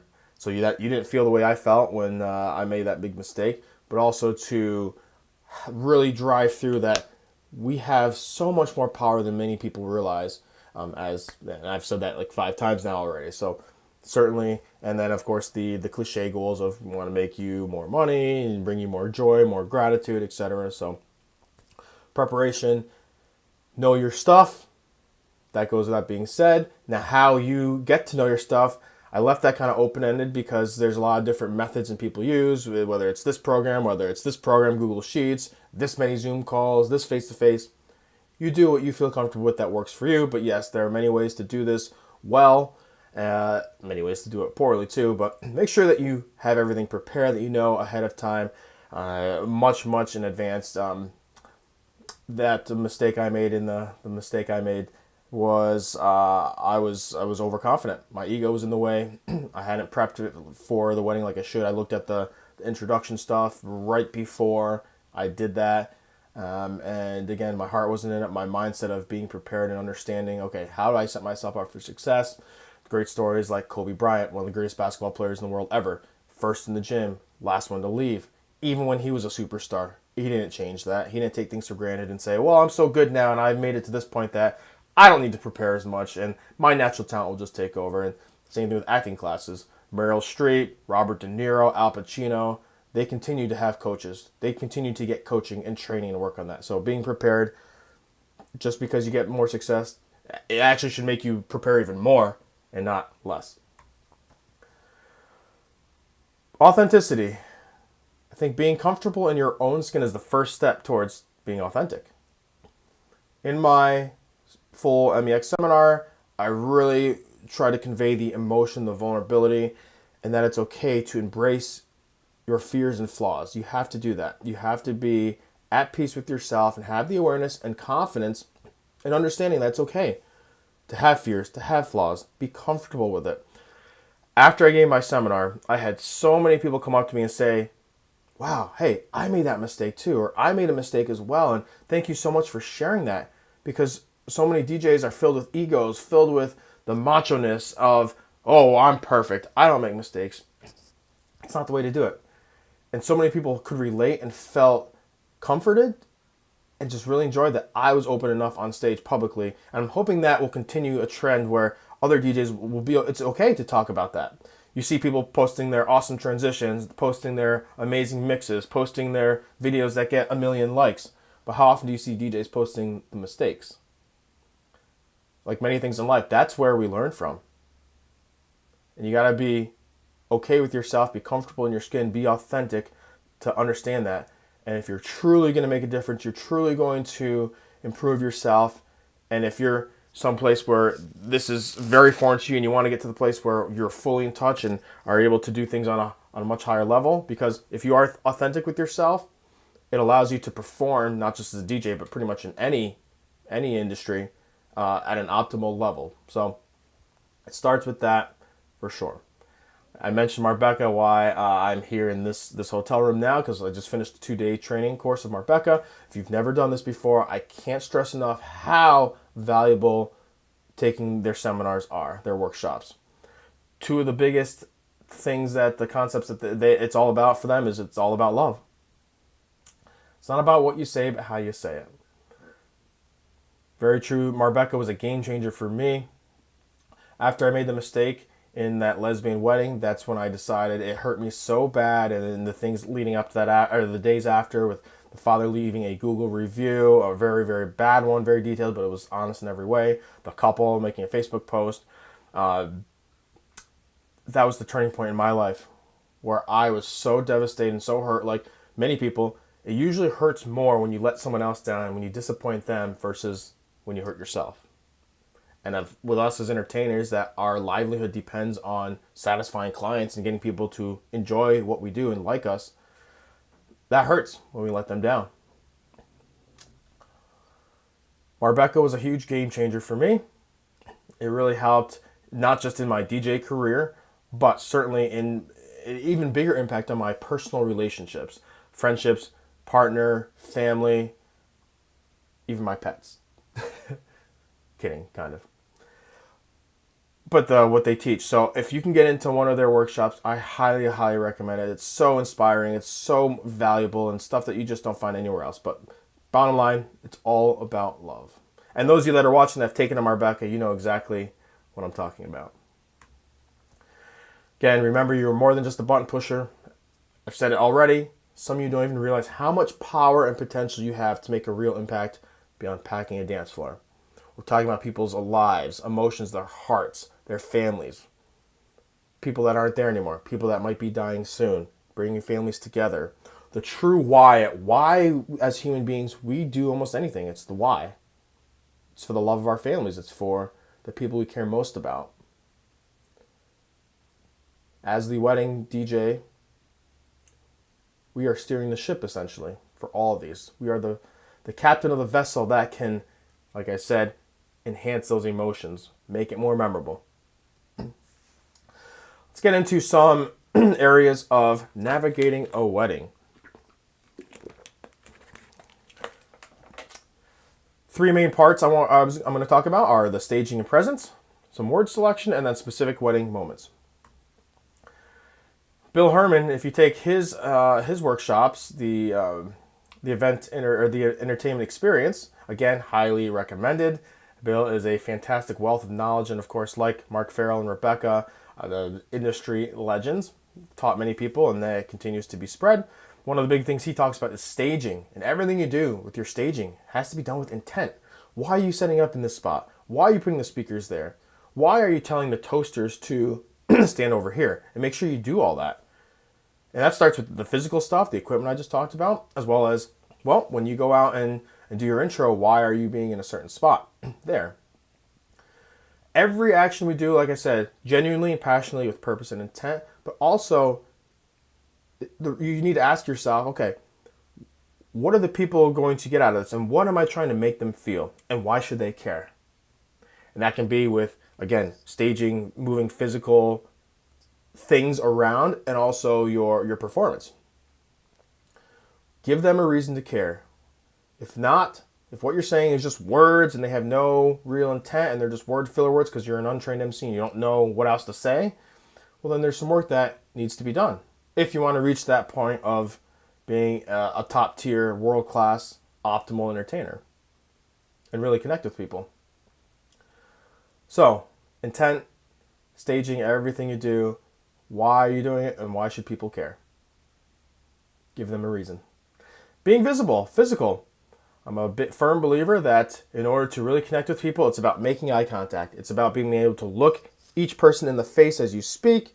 Instead of speaking to a crowd, you speak to an individual person with each thought, and then being able to see you versus just the, hey, I'm the DJ back here somewhere, and we're going to do a cake cutting and first dance and blah, blah, blah. And it's not the same. That's why every talk show, award show host, you see them. They're right there on stage. Being visible, being able to connect with people and get their attention also helps to getting their attention, right? When you have, because every time you get on the mic to say something, you're interrupting 100, 200, 300 other conversations. Owning the stage, it's having that sense of confidence, understanding that, okay, I have a job here to do, and it's to provide value. It's to make you feel something. It's to make the crowd care for the reasons that you're there, for the wedding couple, to celebrate love, or to get them to respond to do something that you want them to do. For example, like come out to the dance floor for cake cutting or first dance, etc. Awareness, cue points of understanding where you are. Understanding, okay, if I'm going to be here planted, every time I speak, I want people to look right here. You can put a little gaff tape on your marker if you're unsure, rather than being at a different spot every single location. Now, I do understand with certain venues that you do have, you're over here for cocktail, and then maybe it's a long table, so when they do the intros, they're on the dance floor here, but then for their sweetheart table, which is on the other side, and the toast, you got to walk there. I get that. That's understandable. You don't need just one cue point. You can have multiple ones, but you want to definitely limit it so it's consistent, so people know when they hear that voice and you're interrupting all those conversations, because not every time when you say ladies and gentlemen or folks or friends and family, does everyone just stop and look at you and be like, okay, attention. That doesn't happen, and it would be cool if it did, but that's not the world we live in. Body movements, being aware of everything you're doing. I highly recommend that you record everything you do, just like an athlete that records themselves, taking BP, throwing football, working on fundamentals, same here. And if you are doing something with your arm that you're unsure of, or if you are tilting back, or you're leaning back, or you're looking down, all these things that will help you become better, because body movements are important. Microphone placement, having it properly so it's not blocking your face, but you're getting the optimal sound. Understanding your equipment, your gear, to know how to set the gain so it properly picks up your voice. Females that don't have as much low end as a male, understanding our mic placement, I might need to put it closer so I get more low end, so it's a more warmer sound. If you are getting really excited, you can use the microphone dynamically to move it away, just like singers would. Celine Dion, my all-time favorite. You watch her, if she's singing very quietly, the microphone's closer, but when she belts out those high notes, the mic comes down. You can use that as well as an MC for sure. Pausing for reactions. Silence isn't always bad. And with a lot of amateur, untrained MCs, they think, oh no, silence is bad because now I'm in the room and I don't know what to say, and people, well, if you get to the point where you can understand all the dynamics of the purpose of silence and using it to your advantage, it is amazing. It is beautiful. Because if you're taking in everything I'm saying, that everything we do is to evoke an emotion, right? Everything we're doing is to get the audience to feel a certain way. And if you're doing your job well, they need time to process that. Whether it's a laugh, whether it's a, oh yeah, whether it's a clap, right? And if you just continue to talk and go from one thought to the other without giving them a chance to react and really take that in, then you're doing yourself a disservice and you're losing the impact of what you're trying to do. So silence is not always bad. It's actually very good. Word selection as an MC. So many DJs, again, untrained ones, are saying, I need you to do this, and I want you to do that, and I want you to do this. People don't want to be told what to do. Don't command. Your job isn't to command, and to most people, you are just a stranger. They're not going to know who you are. You can phrase it in a different way. Like I said, how you say it, not what you say, but how you say it. Instead of saying, hey, I need you guys to come out here right now and shower them with love. Invite them. I invite you to please take your seats as our dinner will be served momentarily. Always, and if you want them to do something, instead of saying that it's coming from you, you can say it on behalf of the couple. On behalf of Jeff and Alex, they would really like you to please stop by their photo booth and grab a picture with them. So that way it's from the guest perspective, it's, the couple wants me to do that. Not this DJ wants that I don't know was asking me to do something. No. Titles, pronouns, do not make those mistakes. If you're unsure, ask. Unsure, ask. I believe that it's very, very part of a good entertainer's resume to have good humor, have good wittiness, be clever, have improv. If you can take acting classes, improv classes, those will certainly help your MC performance. One of the Marbecca concepts that I love, I've learned it in the first one, bronze, is DIG. D-I-G, direct, inform, or guide. If what you're saying at a wedding is not directing guests to do something, informing them of something important, or guiding them through an event or activity, then it probably does not have purpose and should not be said. This was a funny video. I can't play videos on this current setup, so we're going to skip over that. But watch the full video online if you want to see that one. Again, just a recap of our main theme here, that everything we're doing is performed genuinely and passionately with purpose and intent. Okay, running out of time here, so I'm going to go through certain areas of a wedding kind of quickly. Again, watch the full video if you want to see more intent, if you want to see more in depth, or just message me if you're ready. Ceremony, first impression, be aware of the tone and energy. It's not fist pumping. It's not 5 beers in, we're about to rage. No, it's calm. It's peaceful. We're about to have a ceremony. It's low, right? Not everyone speaks at a ceremony, but if you do, be quick and direct. More normally, if I'm saying something at a ceremony, it's usually direction. So it's not the time to introduce yourself and get personable. And no, it's usually, most of the time I have to speak at a pre-ceremony, it's because of an unplugged one. And this is exactly an example of what I'd say. Friends and family, welcome. And today we are just a few moments away from our ceremony. Before we get started, though, on behalf of Jeff and Alex, they would like me to remind you that they want this to be an unplugged ceremony. So if you could please keep your phones and cameras away for the duration and just be in the moment with them, they would appreciate that. Thank you. Quick and to the point. You save all your personal stuff. You save everything else for the reception. Introductions. Big part, because this is really your first big impression where you get to set the tone for later. And this, you only get one first impression in life. And if you kill this one, you crush this one, it's going to make everything later on, because once they realize that, wow, this person is a professional, I want to hear what they're saying. Ooh, that was good. This is entertaining. Then they're going to be like, oh, this is not what I'm used to with some cheesy, corny, untrained speaker. This is your opportunity to show off. And the reason I say it in quotation, show off, is I don't mean, it's not about going out and making extra jokes and doing more and making it about yourself. No, but you have the power to enhance those moments for the guests, for the couple, for whoever you're about to introduce, all of that. And when I say show off and impress, it's not about doing that extra, but it's about doing the same regular mundane things that are done at every wedding. Do them on such a high level that people can't help but notice, wow, this person is good. Goal. If you are not getting business cards asked for you before dinner, then there's something you can do to improve your performance as an MC. Okay? That's a good way to judge it. And you can't lie to yourself. Are you getting people asking you for business cards before the dancing starts? Like right at the beginning of dinner, midway through dinner, before? If you are not, there's certainly room for you to grow. You should make this a habit where you are getting this consistently, because that means that, because most guests when they come to a wedding, they think DJ, music. And if you're going to hit them and exceed their expectations, get them to go out of their way to want your information and want to hire you because of your emceeing, because of your event host, because of the look of your setup, all those things combined, then you're really doing something well that the majority of wedding DJs are not doing.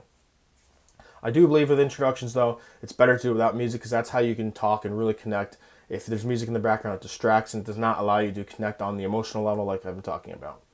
Introductions, yes, you have to have, this is proper energy, just like we brought it down for ceremony, we bring it back up. We talked about the visibility, being able to see them, have people see you, command the room, know where VIPs are seated. So in the full seminar, I actually have videos here of an intro of how I get their attention, what I do, so you can actually see the process that I go through and the playfulness with tables. And I just put a note on that one that it's okay to play with the guests, play with the tables when it seems appropriate. Not every crowd's going to respond well to that. As well as knowing when their VIPs are seated. So like if you're acknowledging grandparents at a table, rather than just saying, oh, Grandpa John, and where are you, John? Oh, there you are, right? No. beforehand, go to the seating chart. Write down Grandpa John, table 5, left table dance floor, left short. Okay. And this video is me doing an example of that, where I know exactly where it is. I'm direct. I point. I start walking towards them. That will make you more professional, more cleaned up, more and just again more purpose and intent. So know exactly what you're going to do. Know where they are. That way you're not fumbling around and wondering where people are seated. Okay, I think we will end with this slide where I gave this QR code. It's in the description of the YouTube video. You can scan the QR code if you are able to do that. It has lots of freebies of raw videos of my introductions, all of the supporting videos and things that I put in this presentation. It has a full wedding vlog that I did, a behind the scenes vlog a few months ago, where it takes, if you want to see exactly what I do at a wedding, the behind the scenes stuff. This is more designed for a wedding DJ and not just a client. You can see that. It talks about everything I do. Mindset, why I'm about to do this, with emceeing, with the setup, with DJing. A lot of it is on the different transitions and reading the dance floor as well. So a lot of helpful stuff that's all in there. I put a link to my YouTube video of my Marquee Show seminar, which is this last June, which was all about implementing videos at your events. If you're unsure of what you can just do with the power of videos, well beyond music videos, customizing, check that one out. That has been the biggest wow of all the seminars I've done the last few years, because people are like, oh, I didn't know you could do this, and it really sets you apart. And it's something that you can apply rather quickly, right? You can't just become an amazing MC and amazing mixer in a weekend. It takes a lot of time to practice, but implementing videos is something you do pretty quick. I also added some recent set lists in the Facebook groups. I've been posting some of my recent non-wedding set lists, like with a school dance, with a college bar nightclub, and people really found those helpful. So the audio recordings of those sets, as well as the PDFs of the set list, so you can see what I'm playing, what works well, maybe get some inspo, enjoy that. And I threw my set from the DJ Takeover this past Monday at MEX for your entertainment. Okay, so has some great stuff on Toast, but watch the full video for that. And if you don't connect with me already, my Instagram's been all over the screen, but you can connect with me there, email, and yeah, thank you guys for your support, for showing up. John and the rest of the DJNTV crew, love what y'all do. And again, props to all you viewers that have shown up, that are watching this video. Dan Carpenter, love you as well, man. I missed you at Marbella. And until next time, we'll see you guys soon. Thank you.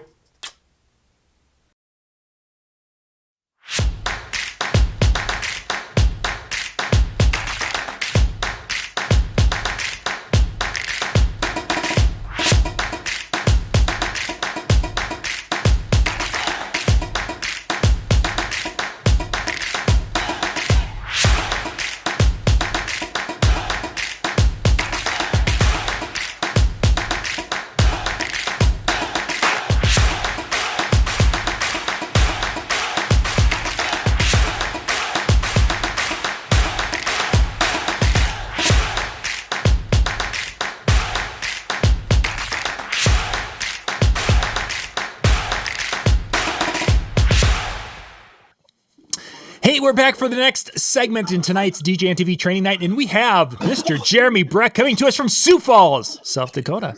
Jeremy, Yay. Look at that. You're on location tonight. We are, yeah. We are, well, actually, we got a lot of stuff going on. We have a corporate event going on tomorrow, and right now I get the pleasure of programming a video wall. And, you know, as you said, everyone kind of knows me as the lighting guy, so we've got, you can kind of see our lighting rig back there. You can see the video wall that we're working on right now.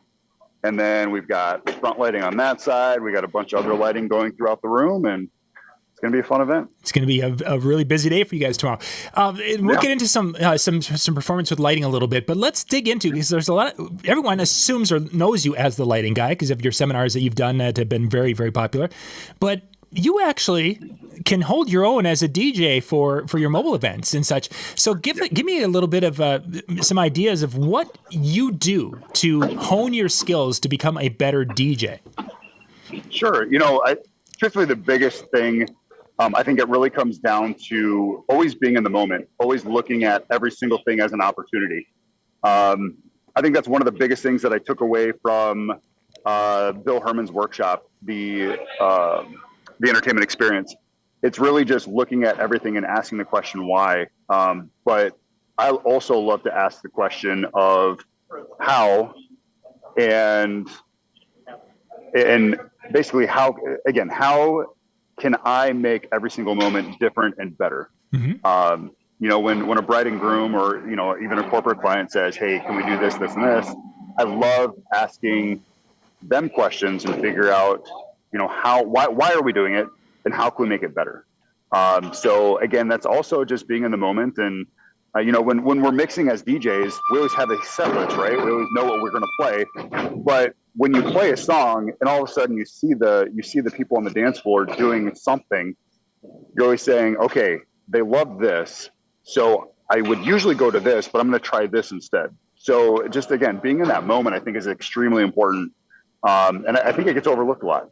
Oh, it certainly does. And that's something, that Ron Ruth and a lot of people have talked about, that idea of using improv type skills. And that's really what you're talking about here is the in the moment with these people, and then asking that question of why once in a while. It all fits together. Right. Yeah, exactly. And I think that's the thing that makes it exciting for me is, when every DJ goes out and they do the same thing, and I think we're seeing a lot of change and a lot of revolution in this in the industry now.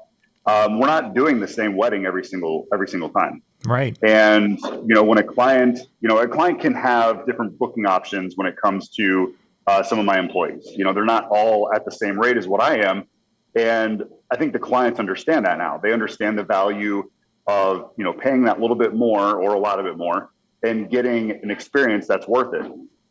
And I think that's really, again, just always, I can't go to every single event that my DJs do, right? Sure. But I don't expect them to look at everything like I do and say, how can I enhance this moment? Would I love them to? Absolutely.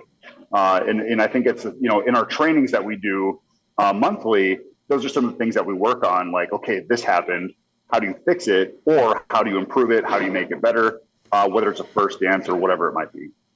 So you've mentioned a couple of times enhancing the moment, and let's keep the lighting side of it out of it yet for now. Yeah. But give me some examples of some possibility or possible ways or things that you could enhance a moment. What would you use to enhance a moment that would jump out to you? It's just, so it might be just really listening to a toast in a speech and figuring out, if there's something that the bride or the maid of honor or the best man says in their toast, that you're like, oh, I can incorporate that into the dance somehow. Or I can, as an MC, I can make not a joke of it, but you can kind of play along with that humor. And like you talked about the improv, I think improv is one of the most most underused skill set from a DJ. Mm-hmm. And I think there's a lot of potential there for a lot of DJs. So I think that just listening to a toast and speech, watching how watching a bridesmaid and groomsman, how they enter into the room for their grand introduction, whether it's the silly dance when they come in, or maybe it's something serious. It's looking at parents and grandparents and connecting with them. It's just, again, being in the moment even before the dance starts to figure out how can I make this moment better. So it might be watching a family take a picture outside. And all of a sudden you're like, okay, how can I incorporate that family into something special in the dance? Sure. So it's just a lot of just keeping your eyes open and always, always looking at your surroundings. Mm-hmm. And I think that idea of being a people watcher to some point is really kind of falling back to a theme that's been talked about tonight, is that we're here to serve our clients. Yeah. We're here to. Right. It's not about us; it's about them. And being that person who's looking for those opportunities to enhance moments, I think, is critical. And yeah, John, and one of the things that I love to do is, when a bride and groom ask, can you dismiss tables? Oh my gosh, I would love to, because that gives me an opportunity to go around, understand who these people are, where they came from. If you have somebody who's big from Ohio State, the certain song might be, I can't even think of the song, Hang On Sloopy, right? Yep. That's like the big song for them. Mm-hmm. So understanding that they're huge Ohio State fans or whatever it might be, you've got Sweet Caroline, if they're big Boston fans, so just understanding who those people are, maybe that's where they came from, and saying, oh, I can play that song and I'm going to make those people's night. So being able to communicate with people beforehand is, I think, really important. And I really encourage people, instead of just sitting back behind the booth, eating food when everybody else is eating food, try to get involved with them, even, in simple things like that, because that will really change things for people. Certainly. Make it much more memorable, much more enjoyable. It'll be that moment that they all share and all can look back and say, we had so much fun. And when he played Hang On Sloopy for us, we all got up there. Yeah, that's gold. Yeah. That's definitely gold. Jeremy, we got a few more minutes here because I don't want to take up too much of your time. You're a busy man tonight. Let's talk a little bit about enhancing our performance with using our lighting. Yeah. The biggest thing is what I encourage people to do is go to a concert and look what the lighting does during certain parts of the music. It's in lighting terms, it's called busking. It's creating your lights it's designing your lights to create emotion during certain parts of a song. So if it's a hi-hat, it might have a certain feel to that music, and the lighting has to kind of incorporate that. It's just, again, being in the moment of your music and not just mixing your music. I love to mix music. And when it comes to, mixing songs and stems is a huge game changer. I actually talked about this. I talked about this at Wedding MBA back in October or November. Yeah. And one of the things that I talked about was, I use virtual DJ, and I had to make a crack of, I use virtual DJ. So yes, I'm not a real DJ, but I did say, but virtual DJ did come out with stems first. I would encourage DJs to really get creative with stems and allow their mixing to be a little bit more flowing. Allow them to be, there's so much music now that has the 32 beats in, 32 beats out. It has a lot of that DJ mix. I encourage DJs to start creating those themselves, doing it live. And again, when it comes to the lighting has to feel that music as well. So if you know the song well enough, when Joan Jett, when the at the very beginning, when that's coming in. So let your lighting speak those beats. Let it speak that part of the song. It changes so much energy on the dance floor. And like I said, I encourage DJs to go to concerts and watch some of the lighting and see what the lighting does during certain parts of the music. Go to a nightclub. When you have a strobe going on, there's probably a very high energy part of a song or a build of a song, whatever it is. I'm not saying it to strobe your people to death, but utilize your lighting to create transitions, to create energy, and to create even like the elegance of the song. Sure. You use the phrase emotion to create emotion with your lighting, and I thought that was weird for a second. And then you think about it, and you're talking about the build and using the lights to speak the build, and it's like that makes sense. Yeah, and I actually started. I was doing this when it was. I was using the old American DJ, not the Copilot, but it was basically like you hit this button and it activated light 1. You hit this button, it activated light 2. You hit this button, it activated light 3. And I would actually utilize those buttons to create, again, certain energy in the song and certain things to just make it really just pop. I mean, make it fun. Mm-hmm. And the lighting that we have nowadays still allows us to do that. Yeah. It runs a lot cooler because now it's LED, but before it was, you got to turn on button 1, let that run for 7 minutes, turn it off. Yep. Remember that. Anybody who knows the scars on their arms from their lights, their crazy derbies and all that stuff, they know what I'm talking about. Oh, for sure. Yeah. Those 300 watt bulbs. Yeah. Well, those were the days. Yep. Jeremy, my friend, I'm going to let you get back to it. Thank you much for jumping on and sharing a little of your thoughts tonight about some performance tips. If people, in the chat room, are saying how much they miss when you and Dave would do the show. So it's great to. Oh man, it was great to see you back tonight. If people want to reach out and say hey and show you some love, what's the best way for them to do that? Yeah, truthfully, they can reach out to me on Instagram or on Facebook. Send me a message in Messenger. I'd love to chat with people. I love to help people, and if they have questions or if there's anything I can help them with, performance, lighting, whatever it is, have them reach out. I'd love to help out. That sounds great. Gang, again, Instagram or on Facebook with Jeremy. Jeremy, thank you much for being with us tonight. We'll be right back with Mr. Mike Walter. See you guys.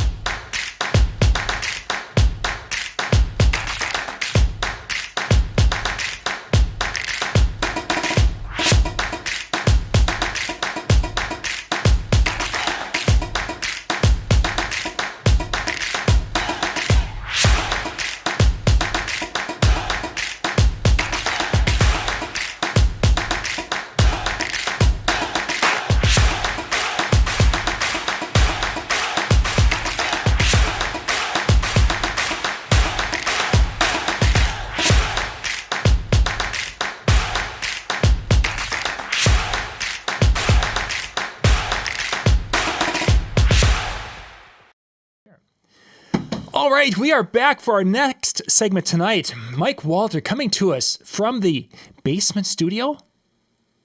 That's right. I am. How are you, John? I am doing well. It's great to see you tonight. Are we on? Usually we are. You do, music and everything. You must be in a hurry to get done tonight. Well, no, I'm trying to keep things on schedule because we've got. I like that. Yeah, we've got everything's. We're actually a little bit ahead of schedule, which is great because the itinerary is going to take us a little past 10 o'clock Eastern, and Hanging with Howie is a big show that they record on Monday nights in the chill room. Okay. So we want to try to get everything done so Howie can stay on task because they'll leave our show and go hang out with Howie in the chill room after. Once it hits 10. Very cool. So very cool. So yeah, so Mike, we've been talking performance, and we've had a lot of different folks coming in and talking, and we've kind of been having some themes. I don't know if you've had a chance to catch a few of the presentations tonight, but unfortunately, I haven't. And you'll appreciate why. My mom is visiting. Oh, nice. So I had dinner with Mom, and then I said, Mom, I got to get downstairs to get on with John Young. So Mom sends her love. Well, please give her a hug for me. Please. That's neat. I've been watching the pictures of you going out and doing things with the moms, and it's like, oh, that's so fabulous to be able to do that. Yeah. What a blessing. So. Performance is a big part of what you do and what you have done for a long time in the DJ industry when you're doing different training at conventions, but also with your staff. So let's kind of dig into a few of those kind of performance tips that are important enough that you think that DJs should know about and use. Yeah, this is actually a good time to tackle this. I am 7 weeks in training two new MCs, Bobby and Maggie. They started the very first week of January, and we are well into training. We have covered bridal party introductions. We've covered slow song intros, opening up the dance floor, what I call prompts, which I can get into in a little bit. And we just, before I went to Las Vegas last week, I got them started on the line dances. And so next week when we meet, I got to see how well they picked up the Cupid Shuffle and the Cha-Cha Slide and the Electric Slide and all the others. Yeah. So okay, I got to ask. This is something where you've got a little video, so they learn how to do these dances, and then they can actually lead the crowd. John, that's always been my point as an MC, and I know line dances have been kind of relegated to some people don't love them, and some clients say no, but. I just had a conversation earlier this evening with one of my March brides and grooms, and there's 4 different line dances that they want. So at that wedding, I've never been the type of DJ that just says, hey, here's the Cupid Shuffle, have at it. But, when I get a request for something like that, I'm on the dance floor, I'm counting it off, I'm leading it, I'm pointing in the right direction, I'm showing people how to do the dance. And that's what I expect of my MCs. Nice. I always get a chuckle out of that listening to PhDJ when you and Joe would talk about that topic back and forth. Yeah, that was definitely a topic that Joe and I disagreed on. But to me, whether you specialize in line dances or not, it should be a tool in your chest, because I can't believe that anybody gets 100% of their clients that say no line dances. I find that hard to believe. So if your client wants them, I think it's a great opportunity for you to be the leader on the dance floor. For sure. So you've gone through a variety of different things. The dance was just the lineouts were just something that caught my attention. What now? So you've gotten to that point. What's next on their itinerary for things you're working on? Well, so let's back it up. In the very beginning, we start with bridal party introductions, and every single one of my training sessions starts with bridal party introductions, and then we move into other stuff. And my point with that is, by the time I'm done with Bobby and Maggie, or by the time I've ever gotten done with any class, they are really, really polished and smooth and confident with opening up the, good evening, ladies and gentlemen, welcome to Scott and Margaret's wedding. Direct your attention to the main entrance. And there's a number of reasons for that. I'm a firm believer in first impressions, and at a wedding, that's pretty much the first impression, other than walking into the room music. First time they hear the MC, the first time they see the MC is intro. So I want them to set a really high bar for that first impression. But then secondly, I've always felt if an MC can ace bridal party introductions, they can pretty much do everything else. They can introduce a slow song, and they can introduce, "We Are Family" and something like that, because they've already got that big thing that they can do. So, since my days of training people, which is about 30 years ago, every training session I've ever had, I put a heavy emphasis on bridal party introduction. So let's talk a little bit about practicing of just that particular skill of making that introduction, because Rachel actually started talking a little bit about that, of the importance of that. How do you recommend or outline their practicing of a bridal party introduction? Yeah. So I hand them an initial script in week one, which is basically like every word I want them to say. Good evening, ladies and gentlemen, and welcome, blah, blah, blah. And usually we work on that for 1 or 2 weeks, depending on how aggressively they're practicing in between sessions. And then once I get them off script, which is where all they have written down are the names, Scott and Margaret's wedding, parents of the bride, and then they're remembering all that other stuff. Direct your attention to the main entrance, and, seated here at table 2 is the grandmother.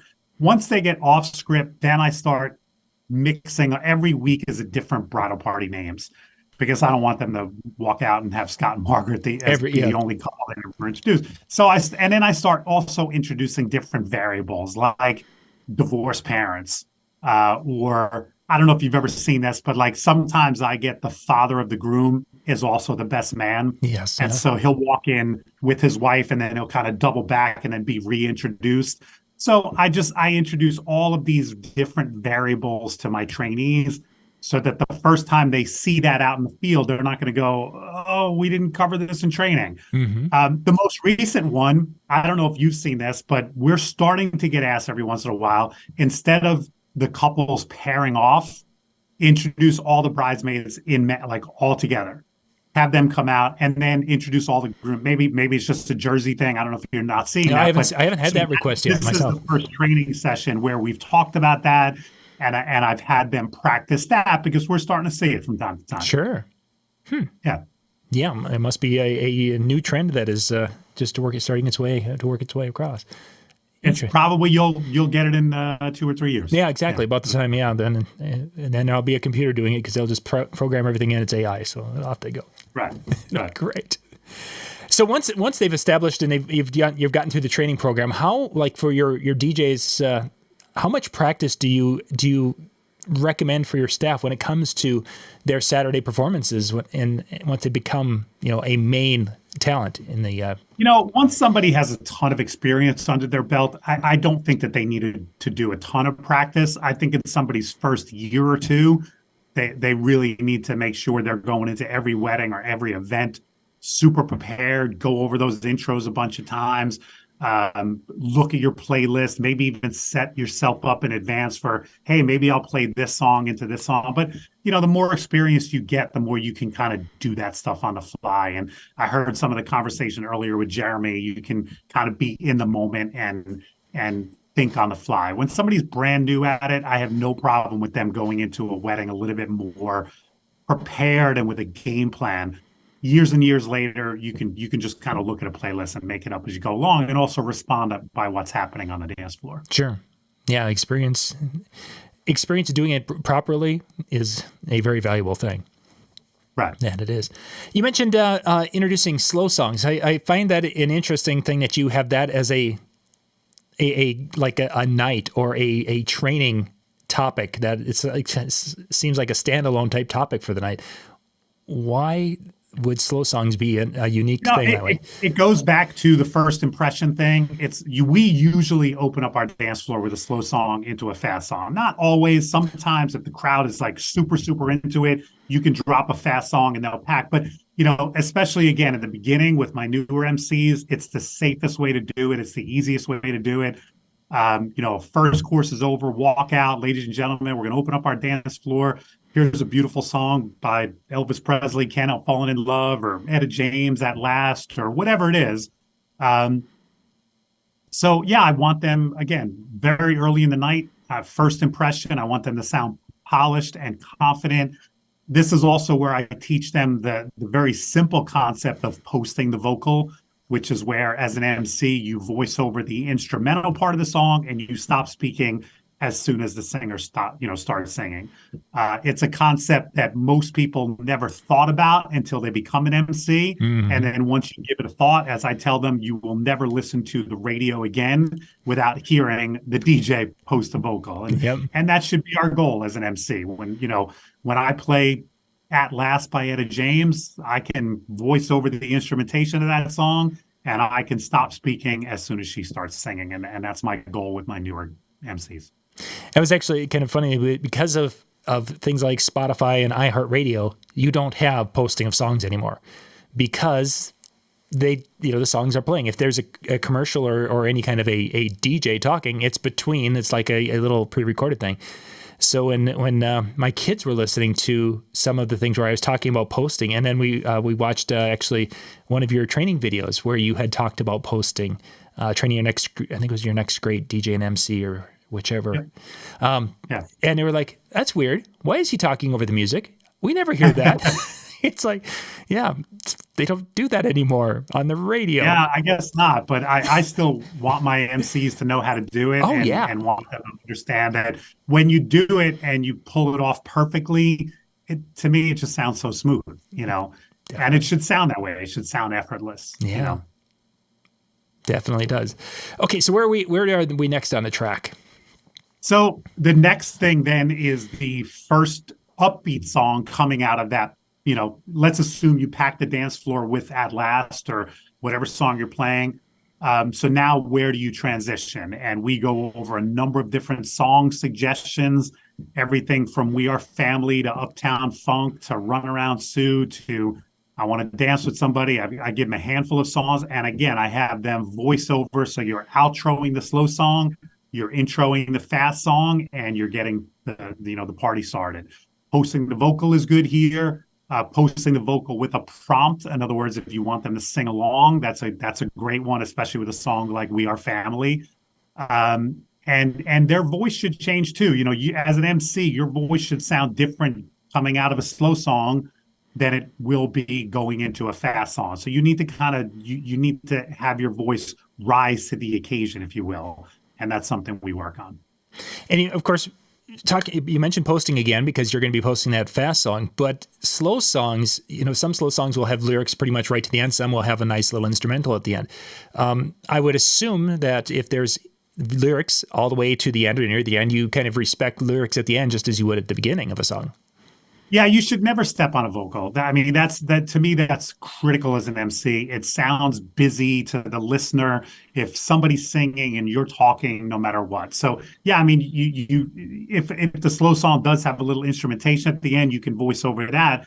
But if it ends on a vocal, you need to start right as soon as that vocal is done.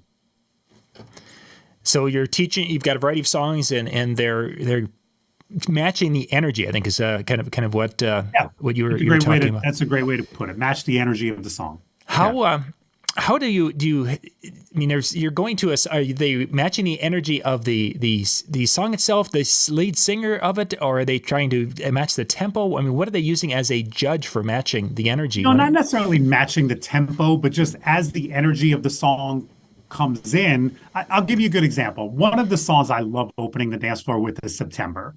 And if you listen to the beginning of September, it kind of slowly builds. Like it comes in, and then the horns kick in, and then the horns kick in more, and then do you remember? So as an MC, I'm coming out of a slow song, and I'm voicing up, that's right, we're going to get the party started this evening, ladies and gentlemen. We need everybody on the dance floor for Scott and Margaret, getting the celebration started, and then you voice over. So you're kind of riding the wave of that upbeat song.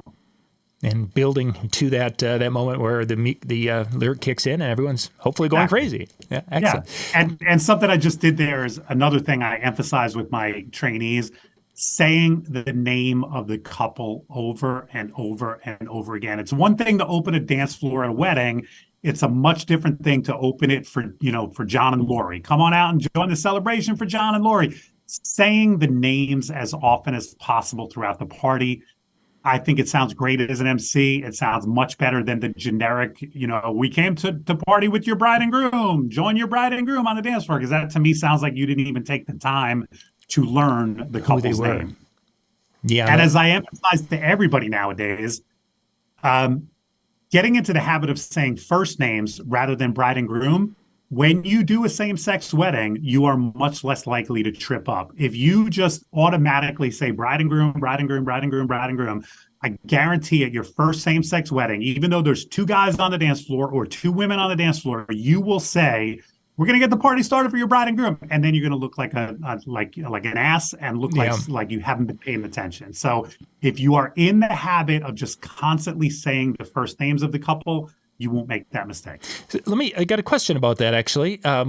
When you're using the first names, do you alternate between one name first, then the other name second, and then flip-flop them? Or do you always go with the first one? I think I always say the bride's name first. Okay. I think I say, like at your wedding, I would say Lori and John.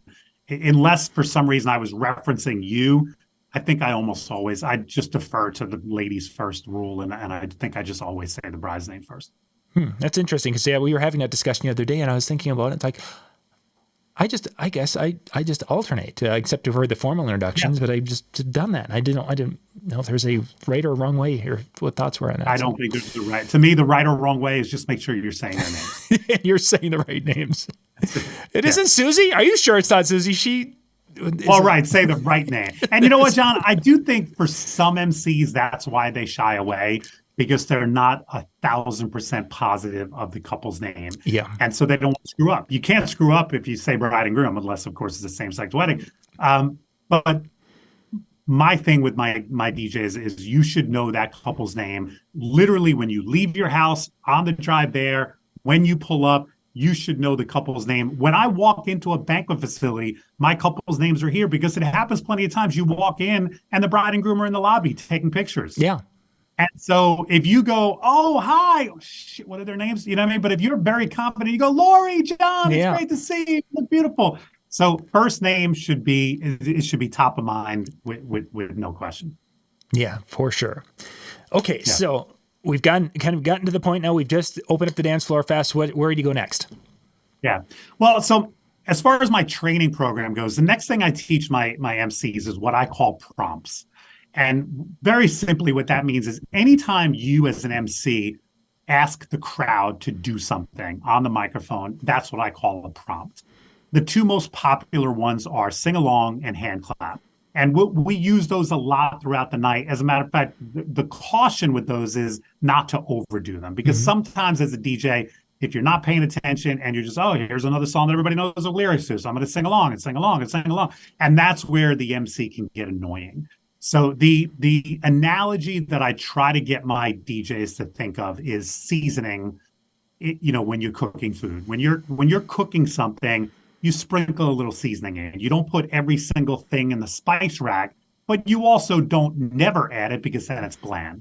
So if you think of your sets and you think of your prompts as every once in a while, and I don't have a magic number. It's not like once every 20 minutes or once every 4 songs. There's no formula, but just if you every once in a while go, let me do a shout out here. Let me do a sing along. Let me do a hand clap over a break or an air guitar thing. Those are what I consider prompts, and they should be sprinkled throughout the party. So when I was going through and we were watching that about the prompts and using those things, are they still as effective today? Because that video, I think that video was maybe 10 years old now. I don't know. You looked a lot younger. Yeah, probably. Yeah. You look like a kid almost. John, I still think they are. I still think as an MC and as a DJ, you need to interact with the crowd, even if it's not, I think when people used to hear interaction, they thought you have to be in the middle of the dance floor, you have to be leading a bunch of dances. That's not necessarily interaction, but every once in a while, just peppering the crowd with, let me hear you sing, or everybody face the videographer and wave, and, or jump, or whatever, little things like that. Yes, I still think those things are effective. Again, you can overdo them and be the annoying, cheesy DJ who just won't shut the hell up. But I also think you can go the other way. And if there's an hour and a half at the party where you haven't even turned your microphone on, I think at that point, listen, we're all kind of afraid of AI taking our job. And I'm sure AI can figure out how to do prompts every once in a while too, but I think it's a lot less likely that AI is going to know how to balance that, make something, whatever, every once in a while. I don't think, I think as a personality, as an MC, you can still stand out. Yeah, the personality side of it, definitely. Definitely. Okay. And then we move on to, like I said, we just started 2 weeks ago, is line dances. And again, I know a lot of DJs who would never even train their new people to do line dances. Fine, that's your prerogative. But the elite entertainment way, I want my people to know if they get a request for the Cupid Shuffle, I want them to be able to lead it. Same thing with the cha-cha slide, same thing with the electric slide, same thing with the wobble. There's a handful of dances that I think we should know how to not only play them and do the dance, but know them well enough that they can lead them from the dance floor. So let's take a slight tangent, but we'll talk about that from the standpoint now when you are running into staff that are maybe feeling a little bit self-conscious about getting out there on a dance floor or getting out there and leading. Is this something that your job hiring part of it, you've kind of weeded that type of person out, or do you get to a point where by the time, like Bobby and Maggie, so just to give you an idea of the timeline, Bobby and Maggie started with me mid last year, okay? And they assisted at a bunch of parties, because remember, we use a 2-person package, so the second person is an assistant. Before I even invited them into MC training, they worked with me, they worked with Dominic, they worked with Tom, they worked with a bunch of my veterans, and not everybody that started with them has been invited to MC training. They really rose above everybody. They showed me that personality, they showed me that outgoing. Yeah, if you're a fly on the wall and you don't want to get involved and you don't want the center of attention, in my business model, you're not going to cut it as an MC. Sure. So you're able to weed that out in and advance. Listen, we have other places for you in the company. We have lighting techs, we have photo booth techs, we have, it's not like, oh, this isn't going to work out. I got to let you go. But as far as ever running your own wedding and being an MC at your wedding, I can't see how an introvert, and I mean I know people sometimes borderline on introvert, but I can't imagine how somebody who's a hardcore introvert could be a DJ or an MC. I don't see in my business model how that could happen. Sure. Yeah, because that was definitely one of our topics tonight. We talked about how people handle that the butterflies and the anxiety from knowing that they have to get out and perform. And some people handle it well. Some people struggle with that area. Yeah, I think that my people, by the time they graduate, can handle it, because as nerve-wracking as a live crowd can be, it's just as in a different way, but it's just as my training session, and I keep pointing over here because this is my basement right over here, and this is where I train, and every Wednesday, Bobby and Maggie have been showing up to my basement.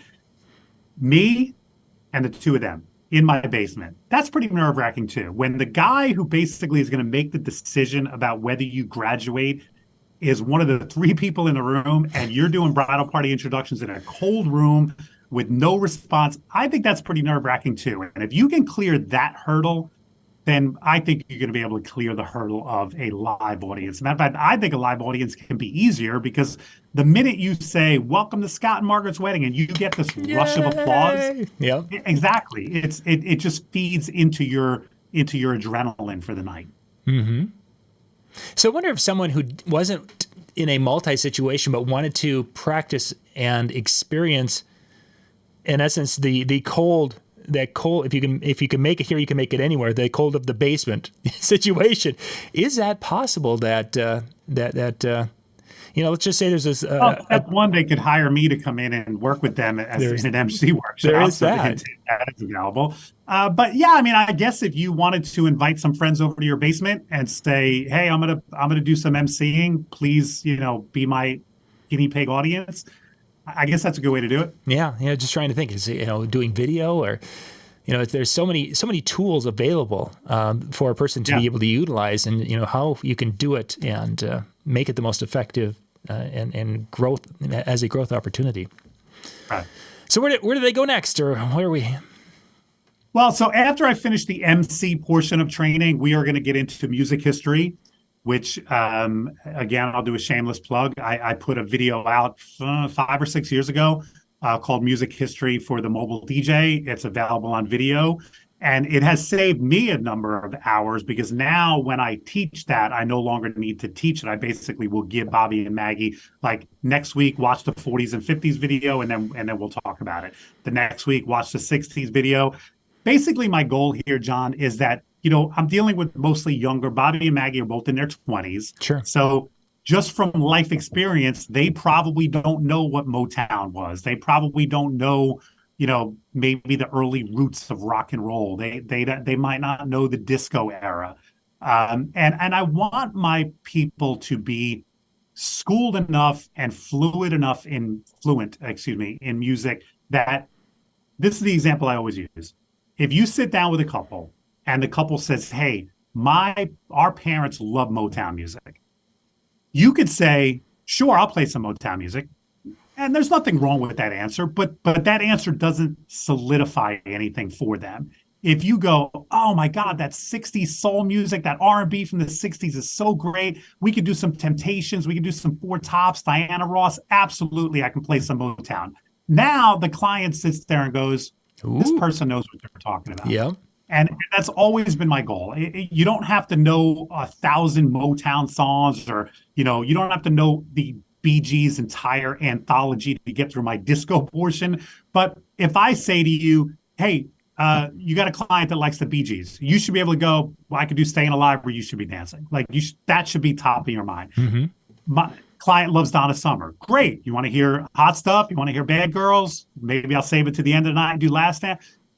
My people should be fluent enough in music history to at least know that.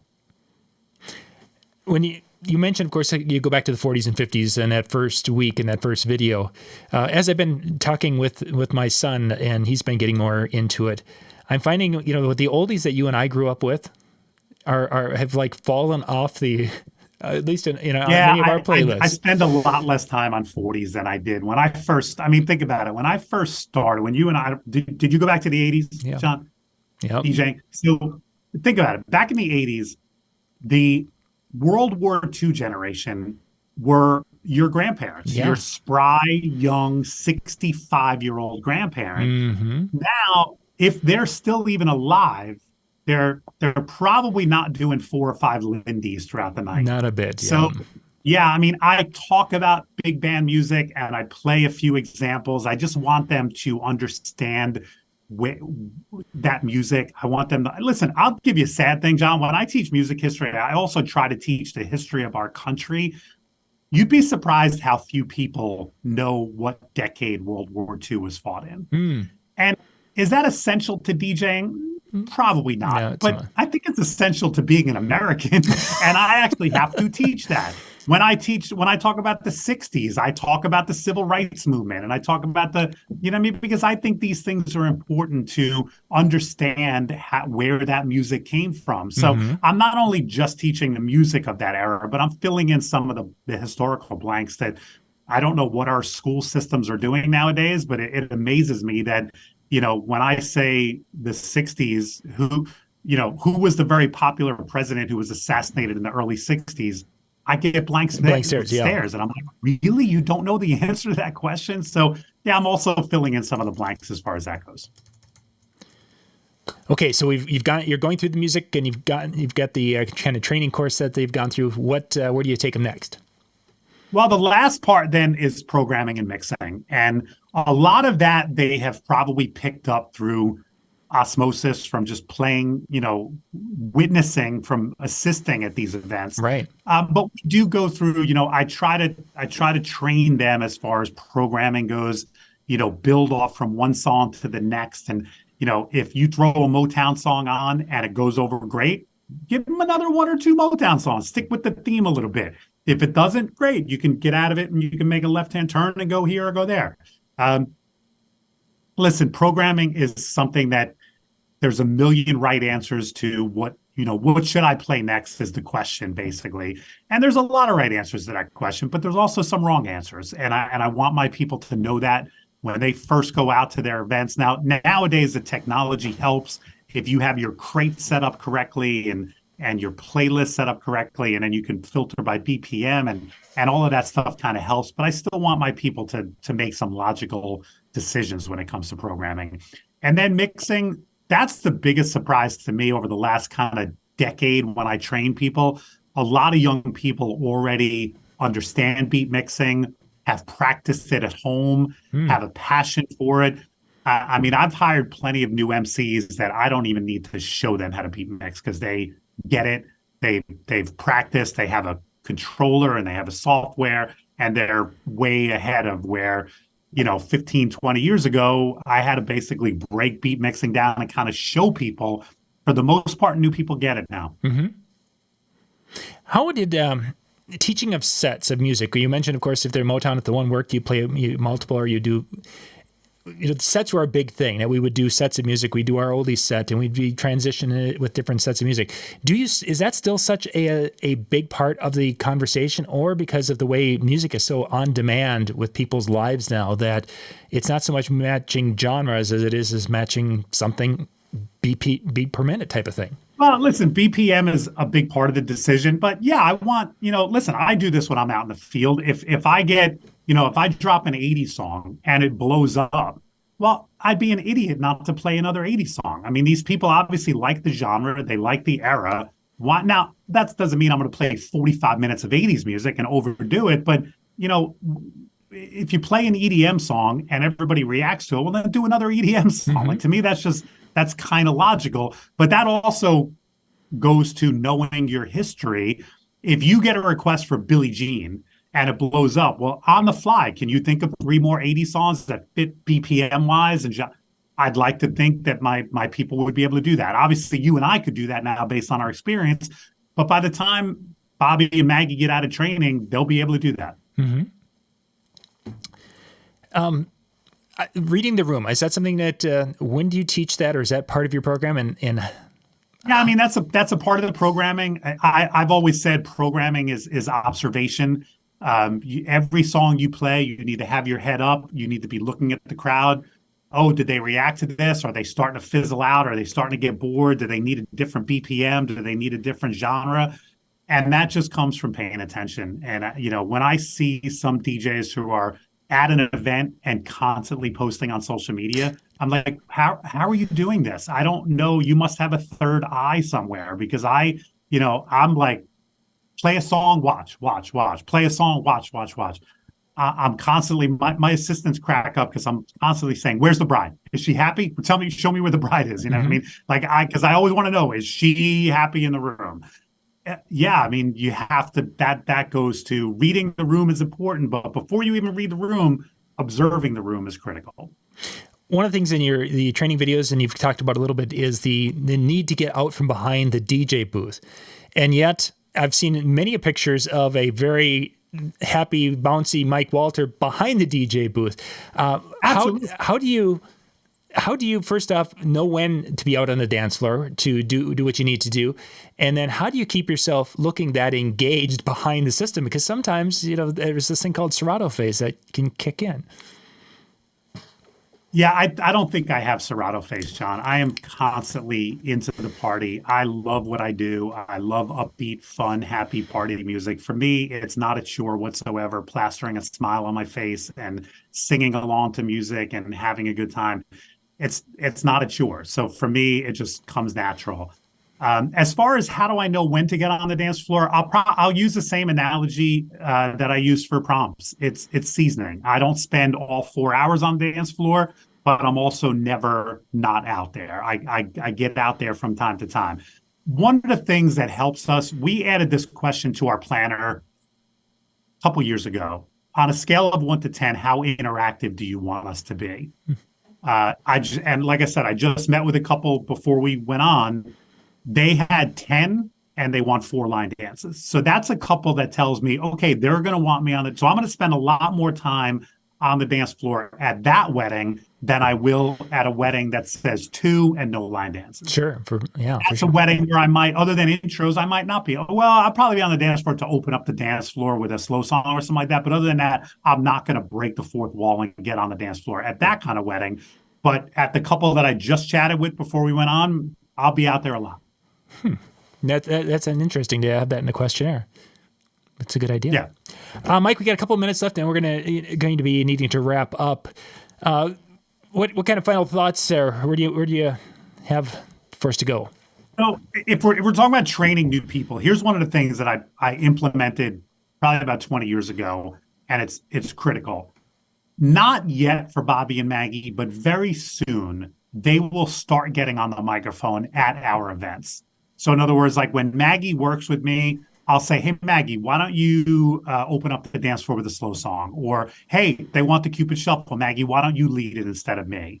Now, there's a balancing act there because the client wanted me at their wedding. I'm their main MC. So I can't just completely delegate everything to, but I want Maggie and Bobby, before they do their first event, to have some of that live, now everything that I learned in Mike's basement, I'm now implementing live in front of a crowd. So it takes a leap of faith. Obviously, you need to trust them. But if I don't trust them to do that, then obviously I don't trust them to do their own events yet. For sure. So probably within the month, Bobby and Maggie, when they work with me or one of my other veterans, I'll have them getting on the microphone at live events. Easing them into the process.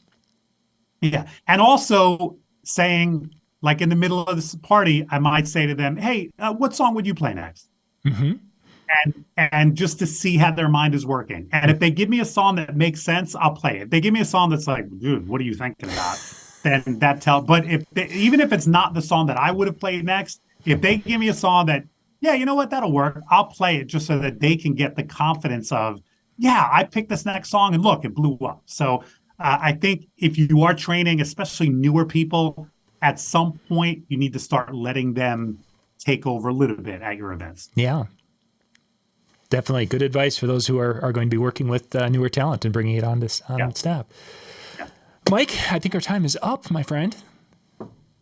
We are. John, whenever we have a chance to chat, it goes by in a heartbeat. It does. It did. It went really, really quick. You went a couple over here. But Mike, thank you for being on. If people want to find out information about, we talked about a couple of the different training programs, where could they find those and check those out? Yeah, so I have a website set up, DJMikeWalter.com. You can head there. You can pick up, I have a couple of seminars that I've done that you can purchase and just get the video feed of.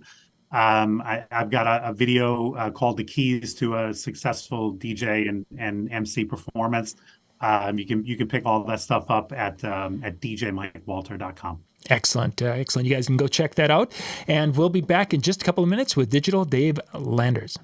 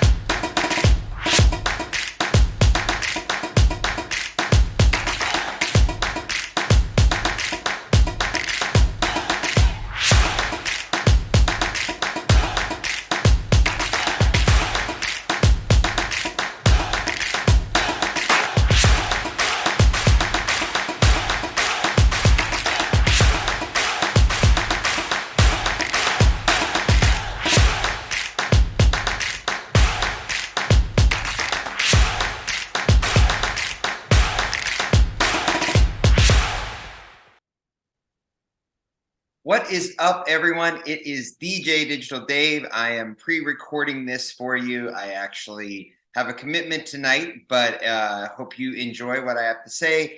John had asked me to put together a short video about some pieces of advice that I would give to someone who is just starting out DJing. So one piece of advice I would definitely give to you if you're just starting out, or really all these pieces of advices are good at any point in your career and relevant, I feel like, forever. But definitely be patient.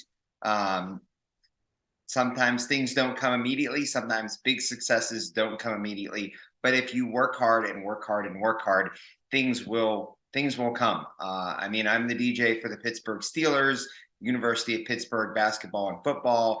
I played on Sirius XM. I played at Live nightclub in Miami. I just did a wedding this past weekend out in Las Vegas. I've had a lot of success, but if you looked at where my career was 5 years in or even 10 years in, it didn't look much different from year 0 to year 5 or year 5 to year 10. But if you accumulate year 10 to year 15, it was definitely a big jump. Year 15 to year 20 was definitely a big jump. I've been doing this 26 years, just for a reference point. So sometimes, DJs start out, and whether they're trying to do clubs, whether they're trying to do weddings, they want to be doing the big gigs immediately or in 2 to 3 years. And God bless you if you are able to achieve that. I'm happy for you, and consider yourself blessed. But at the same time, be patient, because it may take longer. And if it takes longer, trust me, it's worth the wait. If you put the work in, you're going to improve. That being said, learn as much as you can. Go to conferences, watch videos like this one, soak in all the information you can, and try to soak in information from all sides and all places. Don't just be a disciple of one person. And maybe there's one DJ you look up to. Could be myself, could be Mike Walter, could be Nick Spinelli, could be any of a number of people. Maybe there's one person that's really, really influential to you. And yes, maybe you can give a little more credence to that person, but be well-rounded. Get your education from different sources, so that you can have a well-balanced education. And sometimes there may be conflicting viewpoints that can both be right. It's not always one's right and one's wrong, but one might be better for you. So definitely take that into consideration. That is definitely important. Learn as much as you can. Go to conferences, listen to podcasts, watch educational videos, and honest to God, observe. Watch other DJs play out as much as you can, whether you're an assistant at someone's wedding, whether you're in a nightclub listening to someone else play. Observe other DJs and learn. You can learn a lot from just watching and listening to another DJ. In fact, I will be honest, I think over the course of my career, I have learned and taken more from listening to and watching other DJs than I have from actual formal education. Although I have learned a lot from formal education. So I'm not saying do not do formal education. But what I am saying is that watching, observing is tremendously valuable as well. Network with people, network with DJs. If you're doing the club bar side of things, network with owners, network with promoters, network with bartenders. And if you're on the mobile side of things, or maybe you're both, network with venues, venue owners, venue managers, network with floor. I mean, I've been recommended by lighting companies. I've been recommended by floral companies. I've been, network with planners, like network with as many people as you can, but develop true relationships with these people. Like, learn about them, learn about their family, their kids, what their hobbies are. Like, don't just hang out with them once or twice or DM them a few times on social media and then ask them for gigs right away, because there's a lot of that. And that really puts people off. And a lot of the people that I've networked with, that I've had great relationships with and fruitful business relationships with, we just over the years become friends. And then all of a sudden one day they're like, hey, Dave, do you want to do this gig? And then that gig spirals into 20 other gigs, and then we have a fruitful friendship and a fruitful business relationship. So network, but also, don't push the issue. Oh, I want to work with you. Oh, I want to work with you.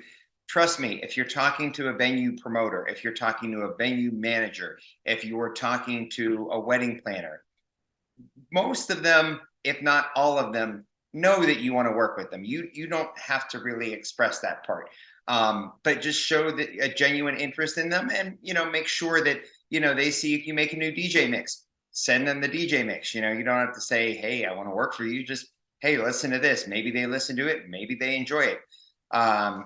So making DJ mixes always important in my opinion.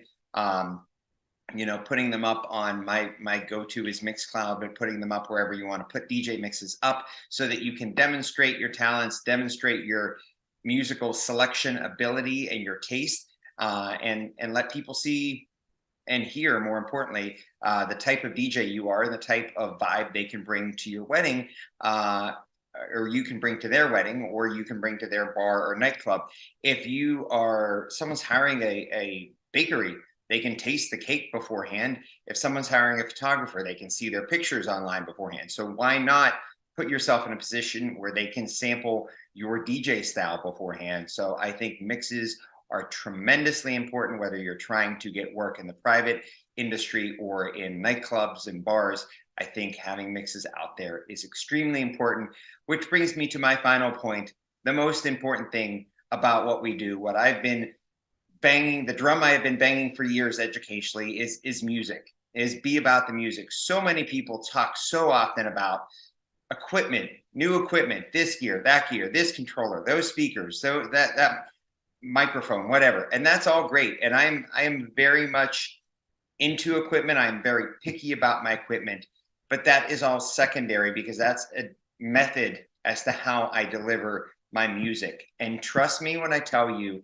if somebody has the most expensive controller or somebody has $25,000 speakers, but they don't play the music that is really truly connecting with the client, it's not going to matter. And conversely, on the flip side, if you play the perfect set, musically, and it's on subpar speakers, it's not going to matter. Everyone's going to have a blast.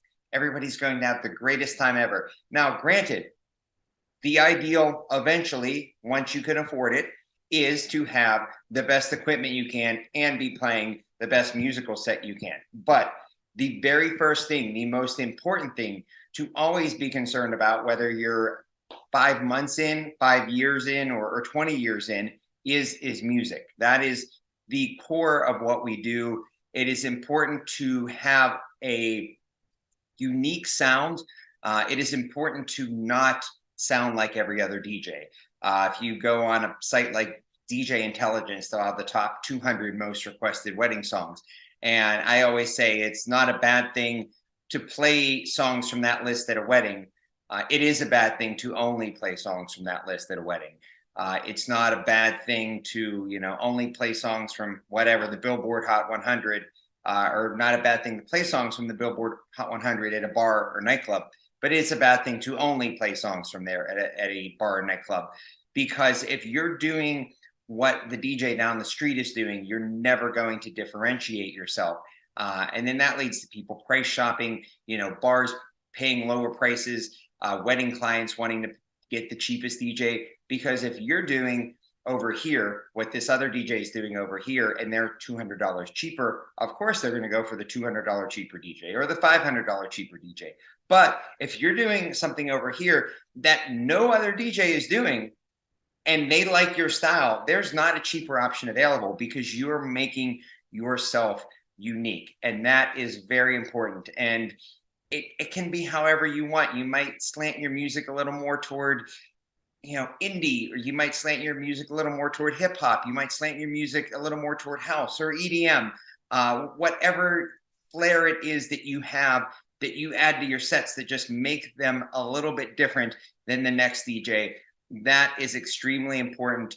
And really, when you spend time getting better, improving as a DJ, in my opinion, what you should always be spending the most time on, more than business, more than marketing, more than even education, is music, is finding new music, new remixes of the music you have, keeping things fresh, that is the core of what we do. And I think that it is so frequently, sadly, overlooked by a lot of DJs in our industry.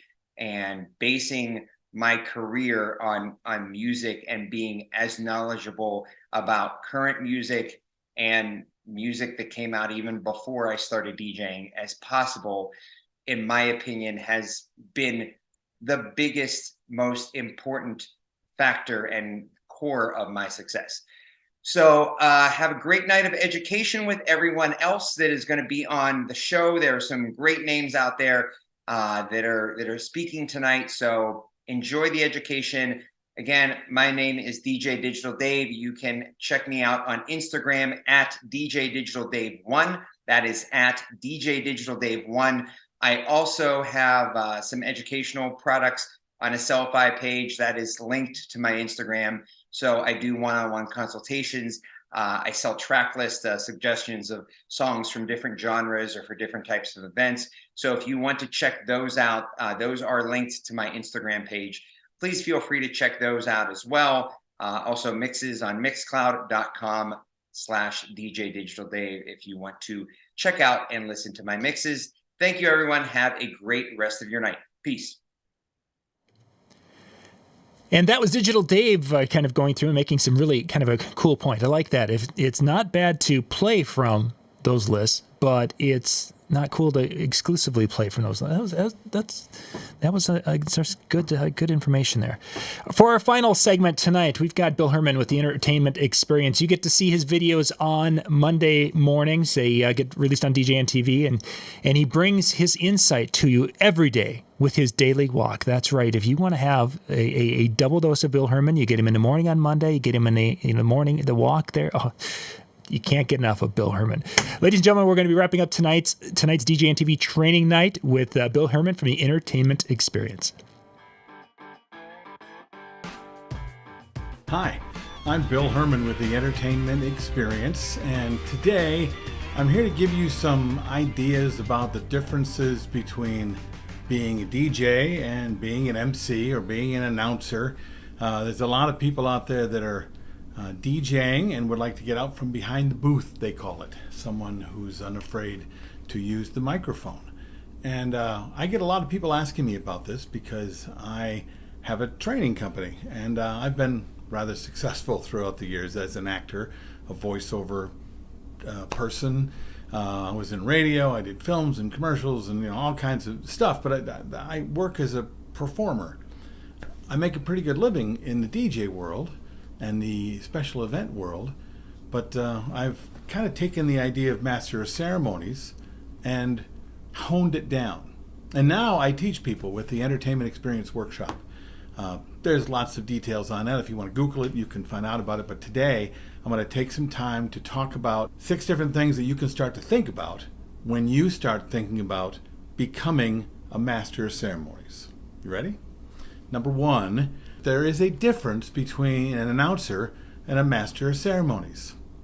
An announcer makes announcements, okay? They tell you facts, okay? They don't necessarily look for a reason or put any purpose to what they're doing. This is happening, that is happening.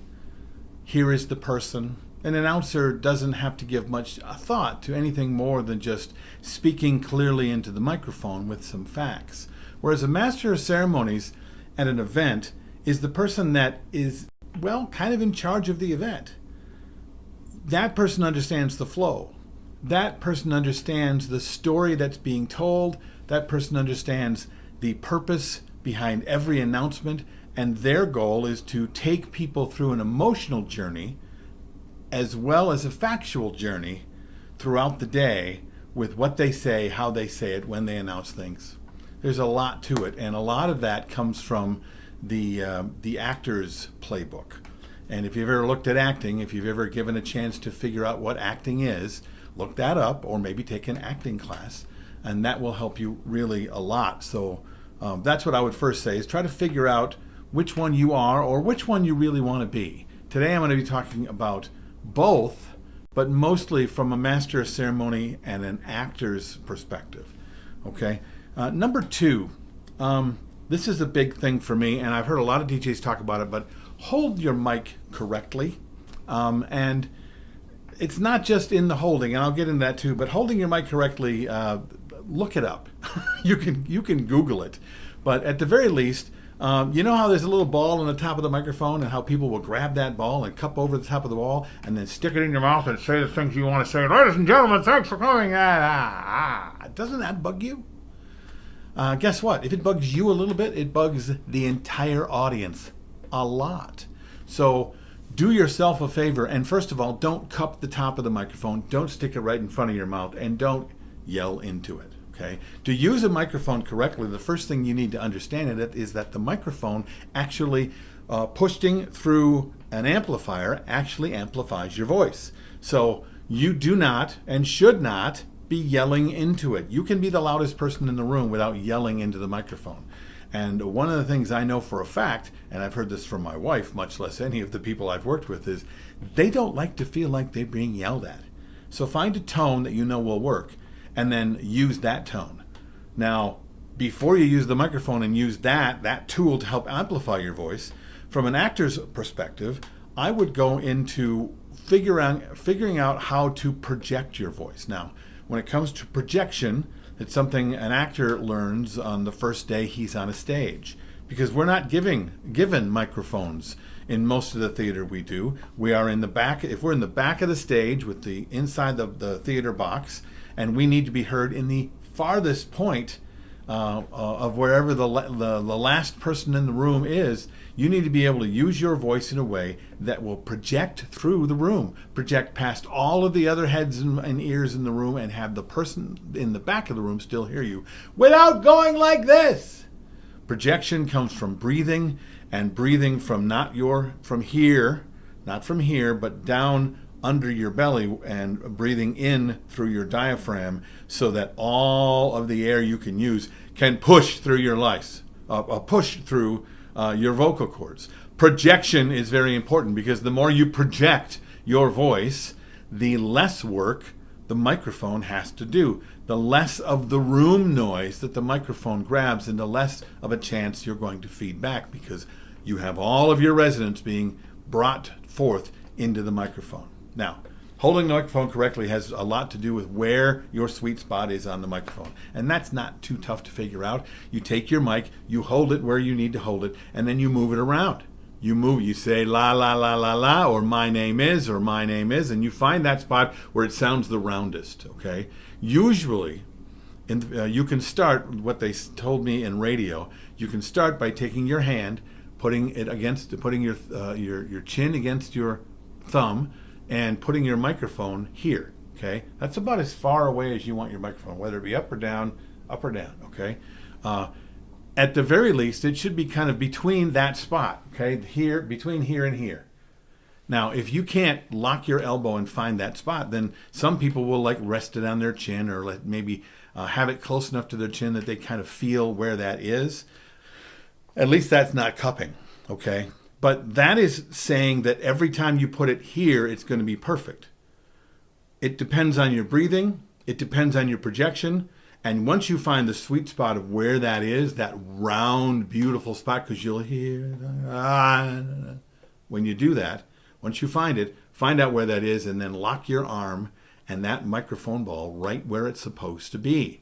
And then be sure that you have somebody that can tech your microphone and set it to be able to cut through the room.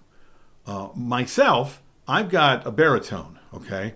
I use a lot of my projection. I've come from a background of theater, so I've got this big baritone voice. And oftentimes our DJ gear is designed to pick up all the bass. But just about every rig you have will also have an EQ for the microphone. With my baritone, I need to bring the bass and the mid-range down a little bit. Actually, the bass down more, the mid-range up a little bit, and the high end a little bit. And then you'll hear those moments where it feeds back. You just kind of tweak and tweak and tweak, because more high end for me cuts through the room. Does that make sense? So there's a lot of things when it comes to holding your mic correctly that you need to take into consideration. But holding it is the easy part. Okay? You hold it by the stick. You don't hold it by the ball. And you don't stick it in your mouth like this. You can, but then trust me, the people that are coming to watch you, that's the first thing they're going to say is, I don't understand him. Why do the speakers sound so terrible? Why doesn't he just shut up? Okay? Now, another thing that can help you with your tonal quality is something that many guys don't take into consideration, because really, if you've never DJ or you've never spoken on the microphone before, or if you're uncomfortable with it, the moment you take the microphone in your hand, you want to say what you got to say, and you got to say it and get it out of the way and say it quickly and get out. Okay? Because it's nerve-wracking. It's the moment you open your mic and you say hello, especially if the room goes dead quiet, that's a scary moment. When all 300, 200, 500 people's eyes are right on you, listening to exactly what you're going to say. In fact, they can almost hear you breathing through the microphone. That's terrifying. But that, believe it or not, is where the power is. That is where you have the power of the room to be able to actually have an impact on what's happening. So one of the things you want to be able to do if you want to sound professional is to speak in a way that sounds professional, which means starting to be deliberate with your speaking. Number one, you can slow down. And I know that you think when I tell you slow down and then you start to slow down that you think you have. But if you've never done this before, what you need to do is to practice slowing down between your words in a way that it feels like you're going much slower than need be. It almost should sound unnatural to you, because what you need to hear in your ears and need to feel in your mouth is every single syllable. Slowing down and using diction in every word and every letter, every syllable, everything in the word has a sound. And very often we talk really fast, and all of a sudden all of a sudden is 3 words, all of a sudden is 1, right? And all of a sudden is easy to ignore because it doesn't sound like it matters to you. But if you slow down and speak clearly, giving space and room, you see how I did that? And room instead of and room between every word, it begins to sound like you're just throwing out things that don't matter. And the more you throw out the things that don't matter, the less people will listen to you. You do not, when you start working on your microphone, want to become what I call the mosquito in the room. Okay, that moment when the DJ or the MC or the announcer is speaking, where somebody else is in a conversation and they hear it and they go, what is going on? I'm trying to talk. Will you just stop it? Stop. They hear, they don't hear good evening and welcome to tonight's event. That means slowing down. It means waiting for the listening in the room. And it means being clear enough to be understood so that they can take in the facts or the things that you need to tell them. Because trust me, before you said anything, their mind was somewhere else. They're in the conversation with somebody else and they're someplace else. So if all of a sudden you start to talk and they haven't stopped talking yet, then they might hear that you are, and they might give up their conversation, and they might listen to you, and then they might actually hear what you have to say. And you're not getting paid to have the room maybe hear what you have to say, or have it that you might be understood. Everything that comes out of your mouth should be perfect. It should not waste anybody's time. I learned this when I was a young man, and luckily I learned it when I was a young man. It was the first DJ job that I was ever paid for. It was something that I did for my father. He worked at a place called Paul Oliver Memorial Hospital in Frankfort, Michigan. He was head of the nursing department, and his kid was trying to be a DJ. So guess who got the gig for $25 whole? I didn't have very good gear, and I can tell you a story about how awful everything was, but how my gear was and how terrible my music collection was. But the lesson comes in that the first time I had done a live DJ job was after I had done some stuff on the radio. And I was taught by listening to radio DJs. And what they did was they would say, hey, here's Elton John on WBNZ. It's 4 o'clock and the weather is fine. Here's Elton John. And then they would walk up the ramp. You know how we do that, right? And then they'd stop talking and let the music play while they look for another record and get it ready.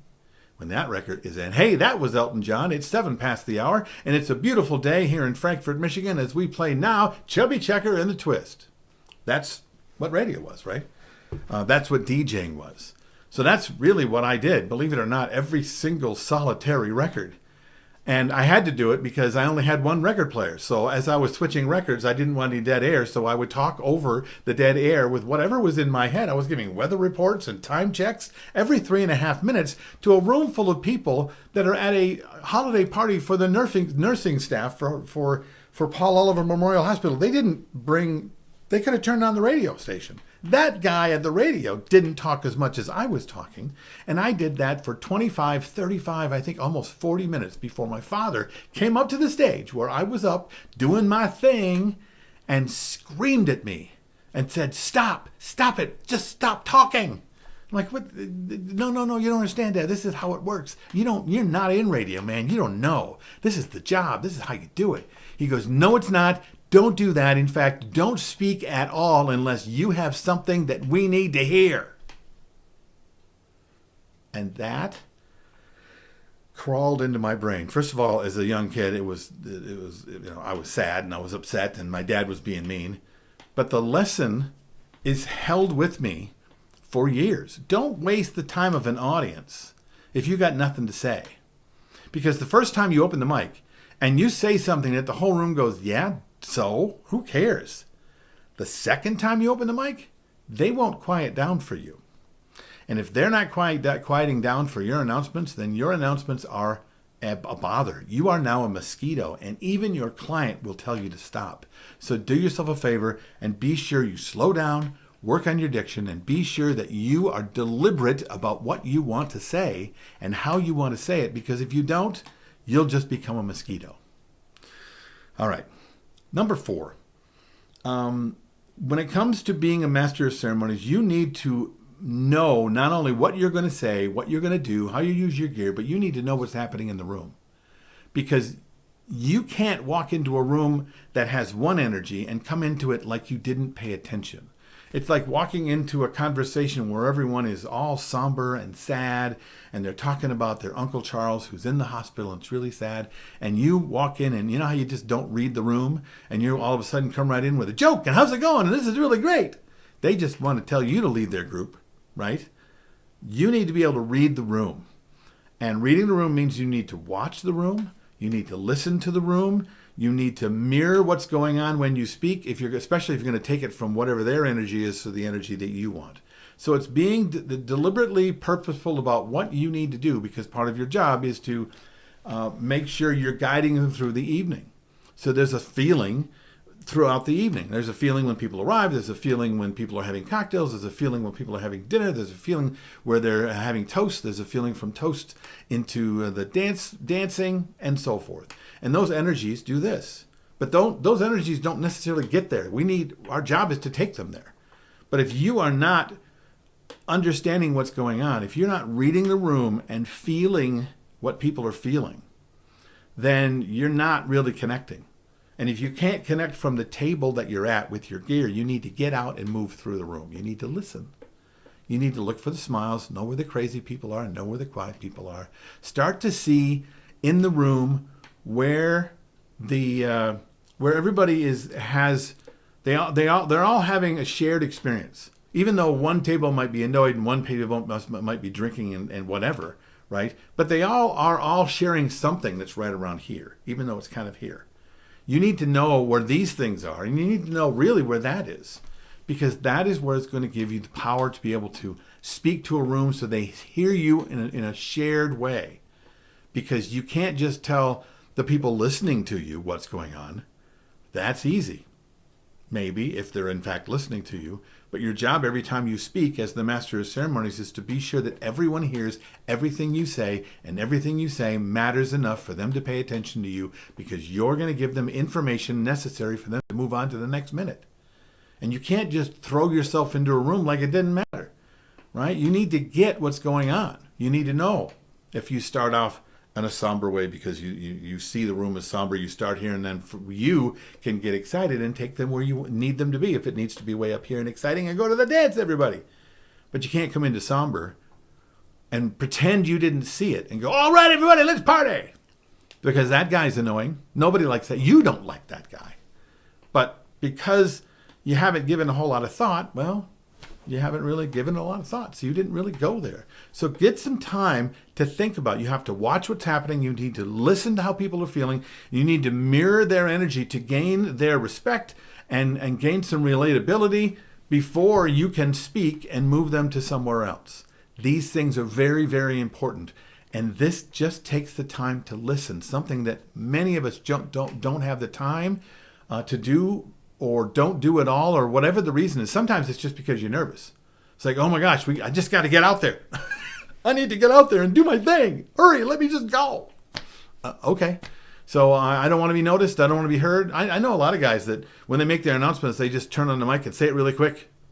And then and when they're done, they're like, oh, thank God I got that out. But they didn't notice that nobody heard. They didn't notice nobody was listening. They might have heard 2 or 3 people go, oh yeah, no, I heard him say dinner. But most of them are going, what did he say? Where are we going? Oh, we're going to dinner? Oh, it looks like we're going to dinner. He must have said dinner. Or will he just quiet down? Can't he see we're trying to drink and eat and talk? Yeah, I can see that. But I need to interrupt you for a minute. And I need to do it politely by coming to you where you are and say, okay, there's some information you need to know. You certainly can go back to your conversations, but here's what I have for you. Okay? You need to stay relatable. You need to stay likable. And you can't do that if you're not reading the room, watching, listening, and then mirroring their energy to be able to take them where you want to go. And that would be number 4. Now, number 5, listen to your client. And that means listening to your client before you get there. A good master of ceremonies should understand his client well before he arrives. Understanding your client during the event because you've read the room or because people started dancing and look at me, I really know my client. That's not necessarily what's going on. You got lucky and some people danced and then they sparked some energy and then the dance floor went and you got it going. Yeah, you certainly did. But understanding your client is going to give you some power as a master of ceremonies to create an experience that is shared so that when you ask the entire room to do something that wouldn't necessarily do, they will, because you are speaking on behalf of these people. Your real job, even if you think of yourself as an artist, and I think of myself as an artist, I think you should as well. If I'm an artist and I paint, my sister painted this painting behind me, right? I want a painting from my sister, and she paints because she expresses herself because she is an artist. And I take her expression and I hang it in my room. But if I hire her to do something for me in my room, I talk to her about my feelings, what I want to express, the colors that I want to use to express inside the room, and then she uses her skills to do something for me that matches what goes on in the room. Now here I got lucky. I would never tell my sister how to be an artist, one way or the other. But what we are doing is we're getting hired by these people to do just that. They're not hiring us because they're hoping we're going to be relatable and likable. And they're not hiring us because they hope that the music we like are the things that they will like. They're hiring us because we are going to express, we're going to do things for them. We're going to use all of our skills, all the cool things that make us DJs, but the music we choose and the things we say will be because we understand them. And to do that, you need to have planning sessions with them and give them questions so that you can get to know them. Trust me, they're not going to giving them questionnaires doesn't do it. I mean, it gets you somewhere. You know, give me a questionnaire and just tell me what song to play for the first dance, or what's the song you want to hear when you walk in for the evening, for your grand entrance, and what kind of music do you want for the cake cutting. All those things are cool. Okay, that's the music end of it. But really getting to know them about who they are, where they came from, why they find each other attractive, why they decided to get married in the first place, what their parents are like, what kind of things they like to do, what kind of things do their friends like to do. When they all get together for a family reunion, what's the thing that we all do? Getting to know them is important because in that time, what you're going to find out is not really what they want you to do as much as what they really want to get out of having you there. And that has very little to do with music. Right now, they think that's all you can bring to the table. And if you don't have these conversations, then that is what you can bring to the table, is music. And we hope that the music we choose will work, right? But if you get to know them, really get to know them, what you're going to hear within the time that you spend with them, not just the questionnaires, but the time you spend to them getting to know them, is you're going to figure out why they're having a party in the first place. Because it isn't because they want to serve chicken and play music. It's not. They don't really want to. They think they have to. They're trying to get something out of it. There's something else that means something to them that's really, really important. And whether it be their family or their mom, whether it be the excitement of the fact that they're having their event at this special building that was built 115 years ago, the history of their family and the history of the building and the history of the town, and these things are really important to us, but that's all unspoken. But it's not unspoken because it matters, and everyone there knows. And all of a sudden now when you're working, because you didn't ask those questions, they know the only person who doesn't know is that guy. That guy over there does not get us at all. As opposed to, man, it felt like he was part of us. And if you want to lead these people, which is what you're really doing, you're leading them into the great party. You're saying, we're going to do it, and they're going to say, yes, we are, because you're the best. You need to get it. You need to get everything about these people. And if you take the time to do that, then when you say things like, well, Bill, I want to be a master of ceremonies, but I don't know what to say.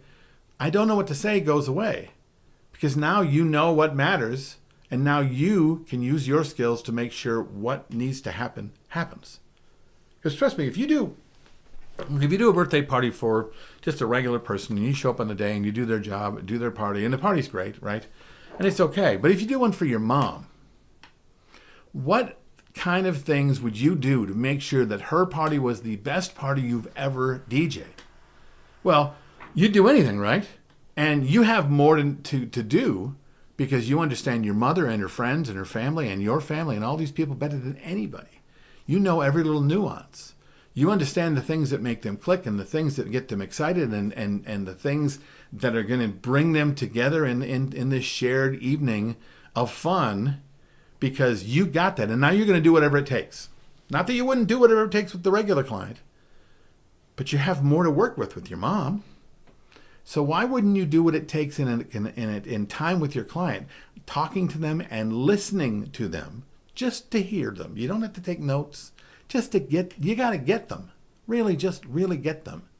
So that when you open the mic, they go, hey, he's one of us, right? She's one of us. They're one of us. That's important. If you are going to be the person that says to 300 people, let's party. And they go, no, because we don't know you, and shut up and play a song I like because that's the only reason you're here. That's why you get that. Because they don't really feel that you are a part of the celebration because you didn't take the time to really get to know them, to listen and really understand them. This is really important. Take that time because it'll give you material that you didn't think you had. You can say so much more with less words if you really know what's important to not only the client, their family, their friends, the room, because you knew something that seemed to be maybe insider information, like the groom's nickname from college. I mean, it sounds silly that just that might make an impact, but that would. If you knew it, and everybody does know it, but they never talk about it because that was a thing back. You know what I'm saying? It's like all of a sudden all the college people know that you get it, and you understand the college people. I hope this is making sense. That's really important. And it's all about, as you notice, it's a lot about the listening of what you're doing so that you can make informed choices and purposeful choices. And then finally, you really want to know when it comes to being a master of ceremonies or announcer or just a DJ, what do you want to excel at? I think all the three of those things are very important to have skills around. And there are people that can give you training on that. Mark Farrell is one of my friends, and he can train you on all of those things. And I like to think I have a few things for you with the entertainment experience. But knowing where you want to excel and knowing where you want to excel, not necessarily where you need to excel, is the thing that will move you forward. Because if you want to be a better announcer, then you're going to do the things necessary to be sure that you're a better announcer. You're going to work on your voice. You're going to get a voice coach. You're going to work on your diction, and you're going to slow down. You're going to understand that W is not a letter, W is. Okay? You're going to work on those specific things. And just because you understand that diction is important doesn't make you better with diction. diction and vocal work is something that if you know you want to be better at that, you need to practice it every single day. Any bit of tonal quality that I have that you might think is really great, and I've heard people say, "My God, Bill, you've got a really great voice. You should be in radio. My goodness, I can't be. You must have walked out of the womb with that." No. Okay, I am an ancient human being. I'm 150 years old, and for 130 of those years, I have been working on training my voice, and not training it to sound a certain way, but working on the muscles necessary to be able to be sure that every time I spoke, I would have a well-toned, a well-modulated baritone when I spoke. I already have a baritone, okay? So how do I do that? I did that by dealing with voice coaches with speaking, singing coaches, even though, and I know that freaks some of you out, I'm not a singer, I can't sing, I'm not going to sing. I don't really care. If you want to work on your voice and be a better speaker, find a singing coach. Because that person knows more about the muscles in your neck and your chest and your face and the cavities in your sinuses that are being used right now to be able to have a tonal quality than anybody else you're going to talk to. Whether or not you can carry a tune or not has very little to do with it, unless, of course, you're deciding that singing is what you want to do. If you want to be good at this, get those classes and then practice those things every day. I've been practicing those things every single day. See how I said practicing? I didn't hardly say it. I hear it now. It irritates me when I don't have the kind of diction necessary. I hear it when I do it now. And it took a lot of years of practice. And each year I would think, I'm never going to get this. I'm not going to sound like this. In fact, when I worked in radio, I used to be, when I was first in radio, I used to get on the radio and, ladies and gentlemen, hey, how you doing? It's the big radio guy. Because that's what I thought they sounded like. And I did my own version of it, which isn't helping me once again. So you want to be sure. Plus, when you're making videos, you need to know when the edit has to happen. I don't have a professional studio. And someone came to the door. So where was I? Oh, I was talking about knowing and understanding what you wanted to do, okay? And the difference between wanting to know and needing to know, okay? I don't think you should go and be a master of ceremonies because you think you need it. Because I don't know about you, but when I was growing up and I was listening to my parents and the people in my life that were authority figures, and they would sit and take the time to say to me, you know what you need? I'd tune them right out. And we do the same thing when we use that language in our head, when we talk about the things we need to be better at what we do. You can be better at whatever you want, as long as you want it, as opposed to need it. So your language is very important. So do you want to be a better announcer? Do you want to be a better master of ceremonies? I don't think you need to be a master of ceremonies to be a better announcer, but I do think as a master of ceremonies, you also have to be a better announcer. That's what I think. And those things are really important. So working, as I said earlier, before the edit happening, practicing every day. Pick up the paper and read it aloud every day if you still get an actual physical paper. You could read the paper on your phone or whatever you're going to do. But read things aloud, okay? Read things aloud all the time. Record it, listen back. And if you really want to do it with velocity, then get yourself a vocal coach. And I would suggest you find a singing vocal coach, because they will teach you the thing that's the most important in making sure you have a well-toned baritone or tenor or whatever you have. You want to have that that perfect modulation. And if you want that, then those people will know how to help you with your whole instrument, because this is your instrument. Okay, your voice is the thing that they're listening to. And then you can also be working on your physicality. And there's lots of things about physicality we can talk about. And I suppose as a bonus, because I've gone through 6 things, I can talk a little bit about that. Your physicality is very important as well, because when you are the master of ceremonies, you are the most visible person in the room. So if you walk into the room all slumped over and, you look down, and when you speak, you held your head down, and hey, ladies and gentlemen, thanks for coming, and you don't look around, and you just kind of, and you wander about a bit, or you turn your back and you walk back to your rig, or you stand behind your rig and you kind of slump behind.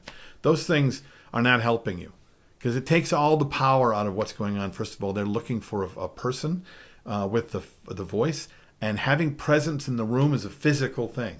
You can have vocal presence, but without physical presence, then all of a sudden you've become what they call, or what some people call, voice of God in an announcement a situation in a live event.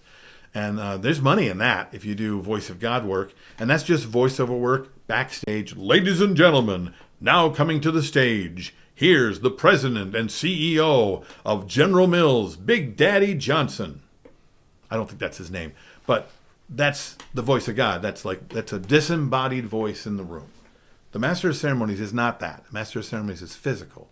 So when you speak to an audience, usually, not usually, when you speak to a room full of people, your physicality in the room is the most important and first thing that they're going to see before you speak.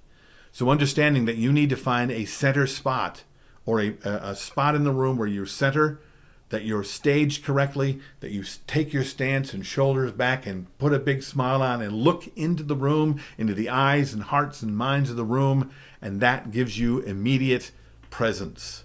When you speak, your physicality should not be, and now time to speak, and then you start wandering back and forth. Stay in your spot. You own that spot. Everyone should be looking to you, not you looking to them. Once you get that down, you can wander the room if that's something you want to work on. But really, finding your spot and being physical. Stand strong, okay? Be looking into the room with your chin up and your shoulders back and a big smile on your face. Speak. If you're going to gesture, do it with purpose. And do it in an open way. Don't point, gesture. An open hand is an open gesture. Coming like this instead of going like that. Standing with your hands on your hips, a power move, right? Standing with your hands in front of you, standing with your hands behind you, but you've stanced. You've created a presence, because that stage presence will help the room to see that you are in charge. You own the room. And it's important for them to see that first. And then you take it with your vocal presence and the things that you're going to say. All of those things are very important. Now, have I told you everything you need to know? No. Can you take all of these tips and you go out tomorrow and be a perfect master of ceremonies? No. This is a practice. This is an art form of practice. These are the things that you could work on. And each one of these things you could work on for years, and slowly become better and more polished at the thing that you're trying to do. But what do you want to do? And then the final question to ask yourself is, why do you want to do it? This is the question why is something you should be asking at every one of these spots, right? Why a master of ceremonies as opposed to an announcer? Why do they want it? Why do you want to be it, right? Why should I slow down? Why should I work on my diction? Why does this matter, and why does it matter to them? Okay? Why should I watch and listen and mirror the room? Why is it important? Why do I need to know what's going on? And when I figure out what's going on, why is it going on? These things are the nuances that are going to help you. Why hold the mic correctly? Right? Why does it matter? Why not just get feedback? That's a great way to get the attention of the room. Just take your mic and put it into the middle of the speaker and wah! Trust me, everybody will watch you. They'll come right to you. So why understand how to use a microphone correctly? How to hold it so it doesn't look like you're holding a microphone, right? But gives you a strong presence in the room. Why does it matter? Why does it matter to you, and why does it matter to them? Why should you listen to your client? You can still do a great job. And when you find out the things that you find out from them, why are those things that you found out are important? Why are those important? Why do they want to make things? Why is it important that their mom and dad are a big deal at their wedding, or their college friends? Okay, well, you know their mom and dad are a big deal, and their college friends are a big deal, and we really like basketball and bike riding. Okay, you got information, but you have zero idea why. Because the why is probably the same thing that brings it all together, which makes it that you actually understand what's going on. So understanding why those things are important to them are just as important, or even more important, really, than why do you even want to learn this stuff? Why do you want to do this stuff? And why do you want to be an announcer? Why do you want to be a master of ceremonies? See, I just hate it when I go too fast. Why do you want that? Why is that important to you, or to the people that you work for, or the people in your life? Why? Because without those whys, then why would you even work hard enough to be good at this? I have my whys. And because of those whys, I've been working on what I do for 130 years. So I hope this is helpful. And I hope you get that where I'm coming from is a background of performance and theater that I brought to the world of DJing. Because when you get into DJing, really you get into DJing because music is cool and gear is cool and things being loud and all that stuff is awesome, and it really is. I love that too.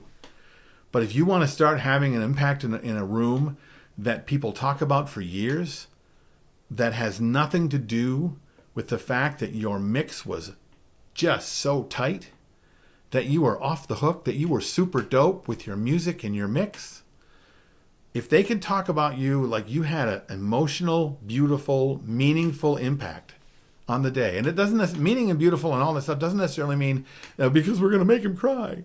You can, but something that touches people.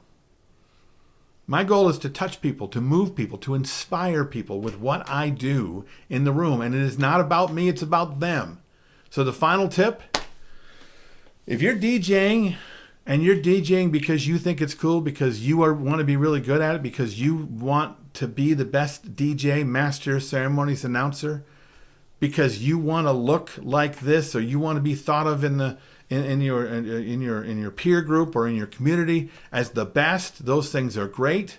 But if you want to go beyond that, you want to go to a place that will get you there without thinking, you want to really be the thing that people talk about, then quit doing things for you and remember you are not there to serve anyone but the audience and the client. So everything you do should have you removed from it and them inserted. And if you do that, heck, if you do only that and forget about all the other things I talked about, then the other things will begin to fall into place, because if you're really here for them, then you'll get better at all of these other things, wouldn't you? All right. So those are my tips and my tricks, my hacks, whatever you want to call them. They really aren't, are they? They are, here's your hard work, and now let's get to work. Now, some things you can do to start getting to work right now is to find some theater, acting coaches, voice coaches. They're in your area. They're in your high schools. They're in your colleges. Those people are out there. Go find them. If you want to find them within the industry, you need to go speak to my friend Mark Farrell at markfarrell.com. The Marbecca workshops are outstanding. If you'd think that I might have something for you, and I hope that I do, I've got my entertainment experience workshops, and they happen a couple of times a year, and I'd like for you to be a part of that as well. You can reach out to me. But at the very least, keep watching these kinds of videos. And then don't just watch them. Go out and take action on them. Go out and do something. Go work on one thing and get masterful at it. Because you got to put your 10,000 hours in somewhere. Why not put it into something that you don't think you already know? All right. Thanks for joining me. And I'm Bill. This is the Entertainment Experience. And bye.